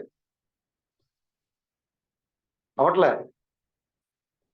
ఆ వచ్చిన ఆయన ఒక పెళ్లి సంబంధం ఇచ్చాడు అక్కడ, ఈ వచ్చిన దగ్గరలో, మనకు దగ్గరలోనే. వాళ్ళ ఆ పాప వాళ్ళ నాన్నగారు పాస్టర్ గారే, వాళ్ళ బాబాయి పాస్టర్ గారే, వాళ్ళ అమ్మ పాస్టర్ గారే, అందరు పాస్టర్లే. ఈయన చెప్పారు, వాళ్ళు బ్రహ్మం చర్చ్ అండి అని చెప్పాడు ఆయన. వాళ్ళనుకుని చర్చి వినపడింది అంతే వాళ్ళకి, మిగతా వాళ్ళకి అర్థం కాల. చర్చ అయితే మనోళ్ళేగా చేసేద్దాం ఉన్నారు. సరే బ్రదర్ వాళ్ళ 50 రూపాయలు కూడా వెళ్ళారు చూస్తాకి, పెళ్లి పెద్ద వెళ్ళారు, చూశారు, అంతా మాట్లాడుకున్నారు. వాళ్ళు మేము డబ్బులు ఎంత ఇస్తాము అంత ఇస్తాము, ఇదిగో మేము ఈ ఇల్లు ఇస్తాము, మాకు ఒక్కతే కూతురు, ఈ ఇల్లు ఇస్తాము, ఇదిగో స్థలం ఉంది, అది ఇస్తాము, సుమారుగా 40-50 లక్షల రూపాయలు వాల్యూ ఉంటుంది, మేము చేసేస్తాము, అది అని చెప్పి అన్నారు. అన్న తర్వాత బ్రదర్ చెప్పారు, బ్రదర్ మీరు మా గురించి వివరంగా చెప్పండి అని ప్రసాద్ గారు ఆయన చెప్పొచ్చారండి. ఆయన లాస్ట్ లో ఎంత అయిపోయాక, అమ్మ మీరు అంతా వద్దే, మరి జ్ఞానం చేర్చమ్మా, అని అంటే వాళ్ళ నాన్నగారు అంటే ఏ చర్చ అయితే పర్లేదు, మాకు ఇబ్బంది లేదు అని. వాళ్ళ అమ్మగారును వాళ్ళ బాబాయ్ ఆలోచించడం మొదలు పెట్టారు. ఇద్దరు పాస్టర్లేగా వాళ్ళు కూడా ఆలోచించడం మొదలుపెట్టి బ్రెండం చర్చ ఇక్కడ మా ఊర్లో ఒక ఆయన ఉన్నాడు, కలరాయగూడెంలో ఈశ్వరత్న గారు. ఆ మైక్ చిన్నగా మా ఇంటికి వెళ్ళనే ఉంది. ఆయన మాటి మాటికి బ్రెండం అని పాట పాడుతుంటాడు. ఆయన మాకు ఆ సంఘం, ఆ బ్రెండం సంఘం అయితే మాకు వద్దయ్యా చెప్పేశారు. ఇప్పుడు ఆ పాస్టర్ గారు నాకు ఫోన్ చేశాడు, బ్రదర్ మీరు బ్రెండం సంఘం అని చెప్పి వాళ్ళు వద్దన్నారు, మీరు ఒకసారి మాట్లాడండి ఆ పాస్టర్ గారితో అని నాకు నాకు నాకు నెంబర్ ఇచ్చి నాతో ఫోన్ చేయించాడు ఆయన. నేను ఫోన్ చేశాను ఆయనకి, బ్రదర్ మా మా బ్రదర్ చాలా మంచివాడు బ్రదర్, ఎలాంటి అలవాట్లు లేవు, మంచి విశ్వాసి, మీరు భయపడాల్సిన అవసరం లేదు బ్రదర్ అని నేను చెప్పాను. నేను చెప్పాల్సింది నేను చెప్పాను. అంతా బాగానే ఉంది బ్రదర్, అసలు నాకైతే ఇబ్బంది లేదు బ్రదర్, కానీ బ్రహ్మం అంటారు చూసారా, దానికి మాకు అసలు ఎక్కలేదు బ్రదర్. మా పాప మా ఆవిడ అసలు భయపడిపోతున్నారు, బ్రహ్మో వద్దన్నారని. సరే అరే దగ్గర దగ్గర వచ్చింది అయిపోద్ది అనుకున్నాం అరే బ్రదర్కి ఫోన్ చేశా, ఏమంటారు చూద్దాం. సరే బ్రదర్ బ్రణం అంటే సరే బ్రణం కేసే పక్కన పెడదాం, పెళ్లి చేసుకున్న తర్వాత చూద్దాంలే, ఎందుకంటే 50 లక్షలు కట్నం వచ్చేస్తుంది కదా, 50 లక్షలు కట్నం వచ్చేస్తుంది. సరే బ్రణం అంటారు కదా బ్రదర్, మనం మామూలుగా సంఘ శాఖలో పెళ్లి చేసుకున్న తర్వాత తర్వాత అప్పుడు మనం కూర్చోబెట్టి మెసేజ్ మాట్లాడదామని అంటారేమో, అసలు ఏమంటారు చూద్దామని వేరే ఫోన్ చేసి, బ్రదర్ వాళ్ళు అంతా ఓకే కానీ బ్రణం అనడం వల్ల వాళ్ళు మాకు వద్దంటారు బ్రదర్ అన్నారు అని చెప్పంటే, నేను ముందే చెప్పాను బ్రదర్, ఆయన చెప్పలేదు అనుకుంటా. సరే వద్దు బ్రదర్ మనకు వద్దులు అయితే, గాడ్ బ్లెస్ బ్రదర్. డబ్బు కోసం చూడలే, 40-50 లక్షలు వస్తుంది కదా, పెళ్లి చేసుకుంటే తర్వాత మార్చుకోవచ్చు కదా బ్రదర్, బాగానే ఉంది అవ్వ చెప్పినట్టు సాతాను. 40-50 లక్షలు వస్తుంది, పెళ్లి చేసుకున్న తర్వాత కూర్చోబెట్టి మీ ఆవిడకి ఒక 4 రోజులు మెసేజ్ చెప్తా కూర్చోవా, ఏమైంది ఆమె ఎజిబేలు కావచ్చు బ్రదర్, నువ్వేం చేస్తావు, 4 రోజులు కదా 4 సంవత్సరాలు కూర్చోండి నువ్వు మార్చలేవు. సోదరుడు చెప్పాడు, ఓకే బ్రదర్ పర్వాలేదు, మన యొక్క వర్తమానాన్ని వాళ్ళు ఇప్పుడే చెప్పాలి, మనం వాళ్ళు అంగీకరించకపోతే మనకు అవసరం లేదు. హల్లెలూయా, అలాంటి సహోదరులు మనలో ఉన్నారు బ్రదర్, హల్లెలూయా. కాబట్టి మీరు ఏ పని నిమిత్తము ఇక్కడికి పంపబడ్డారో, ఏ పని కోసం మీరు ఇక్కడికి పంపబడ్డారో ఆ యొక్క పనిని మీరు 100% మీరు పూర్తి చేయాలి. యేసుక్రీస్తులాగా ఏలియాలాగా, ప్రభువా నువ్వు నన్ను దేనికోసం పంపించావు, నీవు జీవించి ఉన్నావు, నిన్ను మహిమపరచడానికి ఇక్కడ పంపించావు, కాబట్టి ఇదిగో నా పరిచర్య ఇక్కడ పూర్తయింది. ఇదిగో ఒక భయంకరమైన సమస్య లక్ష్మణ మీద దేవుడు అనుమతించాడు. అప్పుడు లక్ష్మణ ఏం చేయాలి, అది వెంటనే తన ఇంటి దాకా వచ్చింది ఆ సమస్య. అప్పుడు ఏం చేయాలి బ్రదరు, వెంటనే లేచి దులుపుకొని, ఓ ప్రభువా నాకు ఇచ్చావా, నీకు స్తోత్రం అని చెప్పాలి ఆయన. హల్లెలూయా, ఇగో ఈ వ్యాధి నేను జయించాను, మరొక వ్యాధి సిద్ధంగా ఉందా ప్రభువా అనాలంట మనం. ఈ వ్యాధి నేను జయించాను, నా కోసం మరొక వ్యాధి సిద్ధంగా ఉందా ప్రభువా, నేను దాన్ని కూడా జయిస్తాను నేను. ఎందుకంటే దేవుడు ఇన్ని కోట్ల మంది ప్రజలలో ఈ యొక్క సమస్య కేవలము లక్ష్మణుడి యొక్క గృహాన్ని తాకిందంటే కారణము ఆయన మాత్రమే దేవుడు నమ్మకం ఉంచాడు ఆయన మీద. ఇదిగో ఇక మిగతా ప్రజల్లో ఎవరు కూడా ఈ సమస్యను వారు జయించలేరు, నా నామంలో వాడు పడిపోతారు, వాడు నా నామాన్ని మహిమ రానివారు, వాడు పడిపోతారు, నా నామానికి అవమానం తీసుకొస్తారు. ఇదిగో నా సహోదరుడు నా కుమారుడు నా లక్ష్మణుడు అయితే నా నామానికి మహిమ తీసుకొస్తాడు. అక్కడ నీ కుటుంబంలో ఒక సమస్య తాకినప్పుడు, ఒక ఇబ్బంది తాకినప్పుడు అది దేవుడు నీ మీద నమ్మకంతో ఇస్తాడు. అక్కడ మనం ఏమంటాం, ఈ ఎంతమంది ఉన్నారు నాకే ఎందుకు వచ్చిందండి, ఇది మా ఇంటికే వచ్చిందండి, దగ్గర మాకు అర్థం కావట్లేదు, మేము ఎవరి జోలికి వెళ్ళమండి అయినా మాకు వచ్చేసింది, అని మేము ఎవరిని తిట్టమండి అయినా మాకు వచ్చేసింది. అయినా బ్రదర్ దేవుడు నీ మీద నమ్మకంతో ఇచ్చాడు సహోదరుడు. అది ఎలాంటి సమస్య అయినప్పటికీ, భార్య భర్త సమస్య, కుటుంబ సమస్య, వ్యాధి, ఇంకా ఇతరత్ర ఏదైనా సరే నీవు జయిస్తావని నమ్మకంతో దేవుడు దాన్ని నీకు అనుమతించాడు. ఆయన నువ్వు దాన్ని ఖచ్చితంగా జయించగలవు. ఈ లోకంలో చాలా మంది ఉన్నారు ఇక్కడ, కానీ నీకు మాత్రం వచ్చిందంటే కారణం ఏంటంటే దేవుడు నీ ఎడల ఆయన విశ్వాసం కలిగినాడు, నీ ఎడల నమ్మకం కలిగినాడు. ఆయన ఇదిగో నా కుమారుడు దీన్ని జయిస్తాడు. ఆ యోబుతో అన్నాడు చూడండి, సాతాను వీళ్ళంతా దిగి వచ్చావైనా, అవును భూమి మీద నా కుమారుడు యోబుని చూసాయా, సాతాను చెబుతుంది చూసా, ఎందుకు చుట్టూ కంచేసావుగా, వెళ్ళింది అక్కడికి, ఆల్రెడీ యోబు దగ్గరికి, యోబుని సమస్యలు పెడదామని వెళ్ళింది, కానీ యోబు చుట్టూ ఏముందట, మరి మీ చుట్టూ కూడా ఉంది బ్రదర్, ఒక రక్తం కింద కూడా ఉన్నట్టుండే రక్తం కూడా లేదు. అప్పటికి ఇంకా ధర్మశాస్త్రం కూడా లేదు యోబు కాలంలో. ఆ రోజుల్లోనే ఆయన చుట్టూ వాక్య కాపుదలుగా ఉంటే, ఇప్పుడు మీరు 3 అంచెల భద్రతలో ఉన్నారు బ్రదర్. యేసు క్రీస్తు బడం క్రీస్తు 3 అంచెల భద్రత. హల్లెలూయా. ప్రధానికి ఏ విధంగా అయితే 3 అంచెల భద్రత ఉంటుందో, పర్సనల్ సెక్యూరిటీ దగ్గరే ఉంటారు, పక్కన అంటుకొని ఉంటారు. ఇక్కడ ఎవరి పక్కన? సీఎం కావచ్చు, పిఎం కావచ్చు, పక్కనే ఉంటారు సెక్యూరిటీ. మరి కొంతమంది ఎక్కడ ఉంటారు? స్టేజ్ చుట్టూ ఉంటారు. కొంతమంది స్టేజ్ మీద పక్కనే ఉంటారు. ఇంకొక సెక్యూరిటీ గార్డ్స్ ఎక్కడ ఉంటారు? స్టేజ్ చుట్టూ ఉంటారు. ఇంకా మిగిలిన వాళ్ళు ఎక్కడ ఉంటారు? బయట మీటింగ్ హాల్ చుట్టూ మొత్తం ఉంటారు. 3 అంచెల భద్రత ఉంది అక్కడ.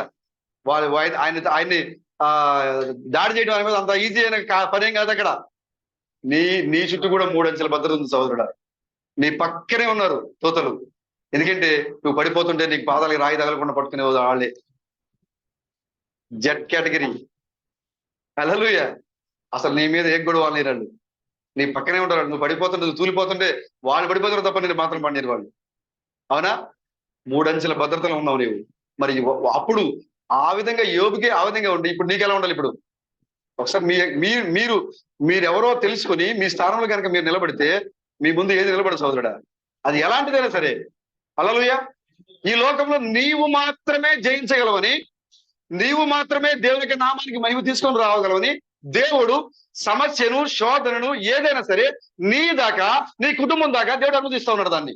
యోబుకి ఎప్పుడైతే ఆ సాతాను వచ్చిందో దేవుడు అంటున్నాడు యోబుతో, సాతానుతో, ఇక నా కుమారుడిని యోబుని చూసావా?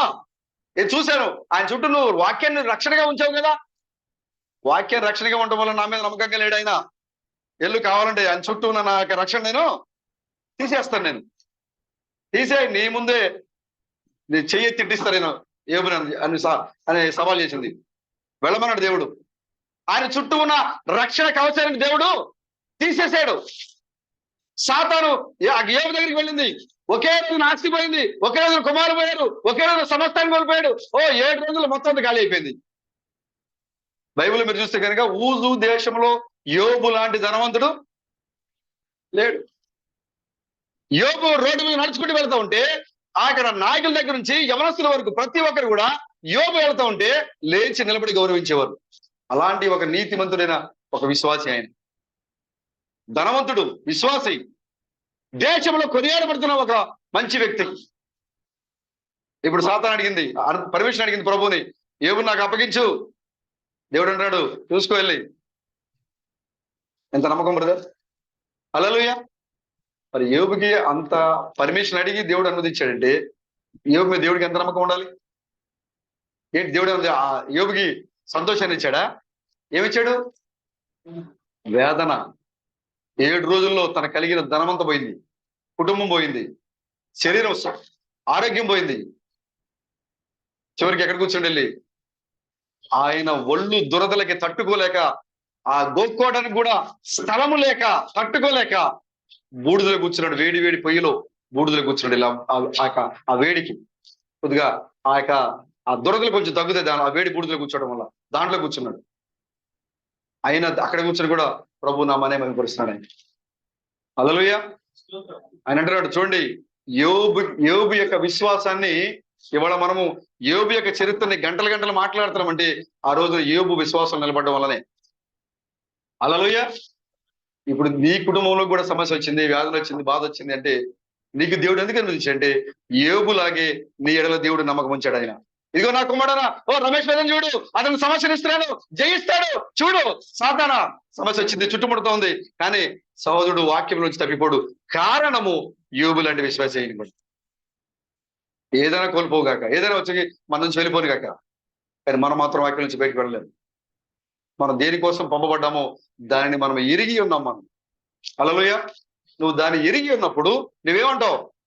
నా పరిచర్య ముగించబడింది, నేను వచ్చిన పరిచర్య పూర్తి చేశాను ప్రభువా. హబక్కు అంటాడు, ప్రభువా నా పని అయిపోయింది, నా పరిచర్య అయిపోయింది. ఎటు చూసిన పాపమే, ఎటు చూసిన నిందలే, ఎటు చూసిన శాపమే, ఎటు చూసిన అవమానమే. ఇలాంటి పాపిచ్చి లోకం నా చూపు మరలిపోతుంది, నా చేతులు మరలిపోతుంది, నా దేహము, నా కాళ్ళు మరలిపోతుంది, నేను పాపం పడిపోతుంది, నాకు భయం ఉంది.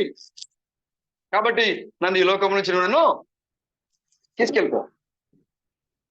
ఎవరు ప్రార్థన చేస్తారు బ్రదర్? మరణం అంటే భయం లేని వాళ్ళే కదా ప్రార్థన చేస్తారు. హబక్కుకి మరణం అంటే భయం లేదు కాబట్టి నన్ను తీసుకెళ్ళిపో ప్రభా. ఈ లోకము మనం ఉండడానికి యోగ్యమైంది కాదు, ఇది ఇక్కడ నేను ఉండలేను, ఇక్కడ ఎటు చూసిన పాపమే ఉంది, నేను పడిపోతాను భయంగా ఉంది, నన్ను తీసుకెళ్ళిపో. ఏలి అంటాడు, ప్రభా నా మినిస్ట్రీ అయిపోయింది, నన్ను తీసుకెళ్ళిపో. యేసుక్రీస్తు అన్నాడు, ఓ ప్రభువా నా పరిచయం అయిపోయింది, నేను చేస్తాను.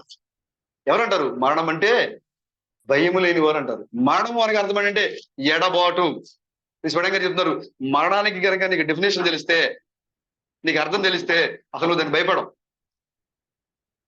మరణానికి కనుక నీకు అర్థం తెలిస్తే నువ్వు అసలు భయపడకూడదు. అదొక వేర్పాటు, అదొక స్థితి. అది నీ యొక్క ఆత్మ శరీరము వేరవుతుంది అనగా నీవు గ్రహించలేని ఈ లోకము గ్రహించలేని ఒక స్థితిలోకి మారుతున్నావు అక్కడ. అంతేగాని నువ్వు దూరం అవట్లా. నువ్వు ఇక్కడ ఎలాగుంటున్నావో నీ యొక్క ఆత్మ శరీరం వేరేప్పుడు కూడా నువ్వు అలాగే ఉంటావు. ఆ యొక్క కోణం కనుక నీకు తెలిస్తే, ఆ మరణం యొక్క అర్థం మనకి తెలిస్తే అసలు మరణానికి నువ్వు భయపడవు అసలు. అప్పుడు నువ్వు అంటావు, పౌలు ఆ రోమ యొక్క తనకి చంపబడి దెబ్బ మీద చేయబెట్టి ఆ పౌలు అంటున్నాడు, మరణమా నీ మూల ఎక్కడ? సమాధి నీ విజయం ఎక్కడా? కల్వరిలో నా ప్రభుని ఆపలేకపోయావు, నన్ను ఆపుతావా? ఓడిపోయిందని నన్నేం చేస్తావు? నీకు ముళ్ళు లేదు, నీ ముళ్ళు విరిగిపోయింది. దాని యొక్క అర్థం నీకు తెలిస్తే నువ్వు భయపడవు అసలు. నువ్వు ఎప్పుడైతే మరణానికి భయపడలేదో సాతాను నీ దగ్గర రాదు. మరణం అనగా ఎవరు? Is the death. ఎవరు? 4వ ముద్ర మీద సవారీ చేసింది ఎవరు? మరణము. వాడి పేరు పాండు, ఎరుపు, నలుపు, తెలుపు. వాళ్ళ విశ్వాసం కనబడుతుంది, వాళ్ళ క్రూరత కనబడుతుంది, వాళ్ళ చీకటి కనబడుతుంది, వాళ్ళ పాపం కనబడుతుంది. అందరినీ ధరించి 4వ ముద్రగా, 4వ గొప్పగా పాండురంగ గురువుడు సవారీ చేస్తా ఉండదు సంఘంలో. ఇప్పుడు అన్ని కలిపినాయి వాళ్ళ. ఇప్పుడు విశ్వాసం వాడి దగ్గర కనపడుతుంది. ఒకవేళ వాక్యం నమ్మకపోతే చంపేది వాడే. సంఘానికి వచ్చిన వాళ్ళ పాపాలు పడచేది కూడా వాడే. బయట జరిగే పాపాల కన్నా సంఘంలో జరిగే పాపాలు ఎక్కువనే. ఇప్పుడు బయట లోకంలో జరిగే పాపాల కన్నా సంఘాల్లో జరిగే పాపాలు చాలా బహు భయంకరము. మీరు వింటున్నారో లేదు? కారణము 4వ ముద్ర, 4వ గుర్రము స్వారీ చేస్తా ఉన్నాడు వాడు. 4వ గుర్రం మీద భయంకరమైన కార్యాలు జరుగుతున్నాయి సంఘంలో. సంఘంలో పాస్టర్స్ విశ్వాసులతో అక్రమ సంబంధాలు, సంఘాల్లో సంఘ పెద్దలతో, సంఘాల్లో స్త్రీలతో అక్రమ సంబంధాలు చాలా భయంకరము. అసహ్యం ఉంటే భయంకరం ఇది. యెషయా చెప్పినట్లుగా ప్రతి భోజనం వల్ల వాంతితో నిండిపోయింది అక్కడ. ఈ లోకంలో భోజన బల్లలన్నీ కూడా వాంతితో నిండిపోయింది ఇక్కడ. మనం వెళ్ళి భోజనం బల్ల మీద కూర్చుని తిన్నప్పుడు ఎవరైనా వాంతి చేసుకున్నాం అనుకోండి, ఎలా ఉంటుంది బ్రదర్? ఒకసారి ఊహించుకోండి. అబ్బో అసలు బాగానే ఉంది. కానీ మరి ఆ సంఘంలోకి వెళ్ళినప్పుడు, ఆ వర్తమానం వింటున్నప్పుడు కూడా అదే బ్రదర్ జరిగేది. వారితో సహాయం చేసినప్పుడు కూడా ఆ వాంతి పక్కనే కూర్చుంటున్నావు నువ్వు. వెళ్ళి ఆ వాంతి పక్కనే ఉంటున్నావు నువ్వు. ఎందుకంటే ప్రతి సంఘ శాఖ యొక్క భోజనపు బల్ల వాంతితో నిండిపోయింది. కానీ ఒకే ఒక భోజనపు బల్ల, అది సొలొమోను యొక్క భోజన బల్ల, విలువైన భోజన బల్ల అది. ఇప్పుడు మనం సొలొమోను యొక్క భోజన బల్ల దగ్గర ఉన్నాం మనం. హల్లెలూయా, ప్రభుకి స్తోత్రం కలుగును గాక. సొలొమోను యొక్క భోజన బల్ల దగ్గర ఉన్న వాళ్ళకి విలువైంది. ఒక్కొక్క భోజనం బల్ల ఒకరోజు 7 లక్షల రూపాయల వాల్యూ ఆ రోజునే. దూరం నుంచి వచ్చే వాళ్ళందరికీ ఏది కుదువు లేకుండా సొలొమోను తన యొక్క భోజన బలను సిద్ధం చేసి ఉంచాడు ఆయన. పరమగీతాలు అంటాడు, ఇదిగో సొలొమోను యొక్క పల్లకి వచ్చున్నది, సొలొమోను యొక్క పల్లకి వచ్చుచున్నది. హల్లెలూయా. అది అలంకరించబడి వస్తుంది సొలొమోను యొక్క పల్లకి. ఎవరో సొలొమోను యొక్క పల్లకి? ఆ పల్లకి నీవే అన్నావు. ఆ పల్లకి అంటే ఏంటి? సొలొమోను మోసుకొచ్చేది కదా. ఇప్పుడు సొలొమోను మోసుకొచ్చేది ఎవరు? ఇప్పుడు ఎవరు సహోదరుడా?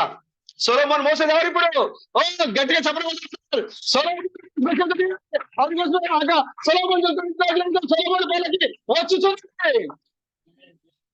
ఆ సొలొమోను మోసే పల్లకి నీవే. ఆ భోజన బల్ల దగ్గరికి వచ్చావు నీవు. అది విలువైన భోజన బల్ల. మిగతా భోజన బల్లలన్నీ కూడా వాంతతో నిండిపోయినాయి. అసహ్యము సంఘాలను జరుగుతుంది, భయంకరమైన కార్యాలు. కాబట్టి నీవు ఈ లోకానికి దేనికోసం పంపబడ్డావో నీ యొక్క పరిచర్ను విరిగి ఉండాలి. నీ యొక్క స్థానంలో నిలబడి ఉండాలి. దేవుడు నీకు అనుమతించే ప్రతి శోధన, ప్రతి సమస్య అది ముత్యము కంటే అమూల్యమైందని పౌలుగా చెప్పారు. ఎందుకు అంటే నీ విశ్వాసం ఈ లోకానికి బయలుపరచబడేటప్పుడు. ఇగో సోదరుడు సాగర్ బ్రదర్కి సమస్య వచ్చింది. ఆయన పడిపోలేదు, జారిపోలేదు, వాక్యాన్ని విడిచి వెళ్ళిపోలేదు. ఇది వాళ్ళు అది చెప్పారు, ఇది చెప్పారు, నువ్వు అడ్డల్లో ఇటల్లో. ఆయన దాన్ని పట్టించుకోలేదు.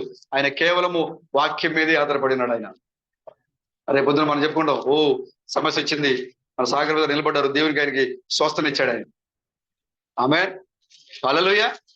సాగర్ గారు చెప్తున్నారు, ఆ సైనటైటిస్ ఇంత ముందు ఆపరేషన్ చేసినప్పుడు ఎలాగా క్లియర్ అయిపోయిందో, మనం మా ప్రార్థన జరిగి చేసి వచ్చిన తర్వాత మొత్తం క్లియర్ అయిపోయింది బ్రదర్. ఆమె నమ్మితే దేవుని కార్యాలు చూస్తావు బ్రదర్. నువ్వు నమ్మితే దేవుని కార్యాలు చూస్తావు. మనం చెప్పాలి, ఒక శోధన జయించారు, ఒక సమస్యను జయించారు, మరొక శోధన రెడీగా ఉందా చెప్తారు బ్రదర్. ఎందుకు బ్రదర్ ఏదో ఒకటి కింద మీద పడి బయటకు వచ్చాను, మళ్ళీ ఇంకో శోధన నాకెందుకు అంటారా? నీకు కనుక తెలిసి ఉంటే కనుక నువ్వు ఖచ్చితంగా జయించగలుగుతావు. నువ్వు ఎరిగి ఉంటే కనుక నువ్వు ఖచ్చితంగా జయించగలుగుతావు సహోదరుడా. హల్లెలూయా. కాబట్టి మనం మన యొక్క విశ్వాస జీవితాన్ని గడిచే కాలం కంటే మరింతగా దేవునికి దగ్గరికి తీసుకొని రావాలి మనం. ఎందుకంటే ఆ విధంగా దేవుడు ఉండడానికే నిన్ను ఈ లోకాన్ని తీసుకొని వచ్చాడు ఆయన. ఆమె ప్రార్థన చేసుకుందాం. భోజనం తర్వాత మరలా మనం కలుసుకుందాం. రెండవది,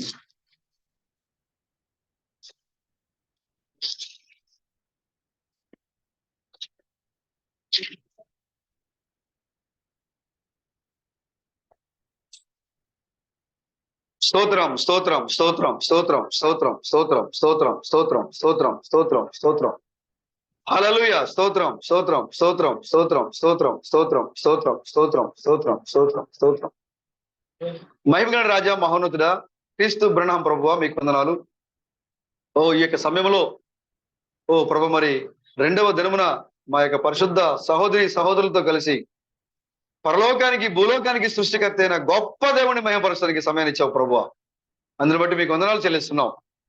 మేము గర్వంగా చెప్తున్నాం, ఆనాడు ఆ సముద్రం నడు మధ్యలో తన సముద్రంలో పడిపోతుందని తెలిసి ఉండి, తన చుట్టూ ఎలాంటి ఆశ లేదిక అని తెలిసి ఉండి, ఆనాడు యోనా నేను గొప్ప దేవుడైన భూమికి ఆకాశానికి సృష్టికర్త అయిన దేవుని యొక్క భక్తుడు నేను అని గొప్పగా ఆ యోనా చెప్పాడు మా ప్రభువా.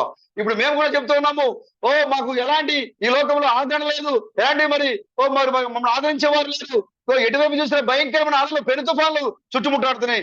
అయినప్పటికీ కూడా మేము చెబుతున్నాము, భూమికి ఆకాశానికి సృష్టికర్త అయినటువంటి క్రీస్తు బ్రహ్మం యొక్క భక్తులను మేము గర్వంగా చెబుతూ ఉన్నాము ప్రభువా.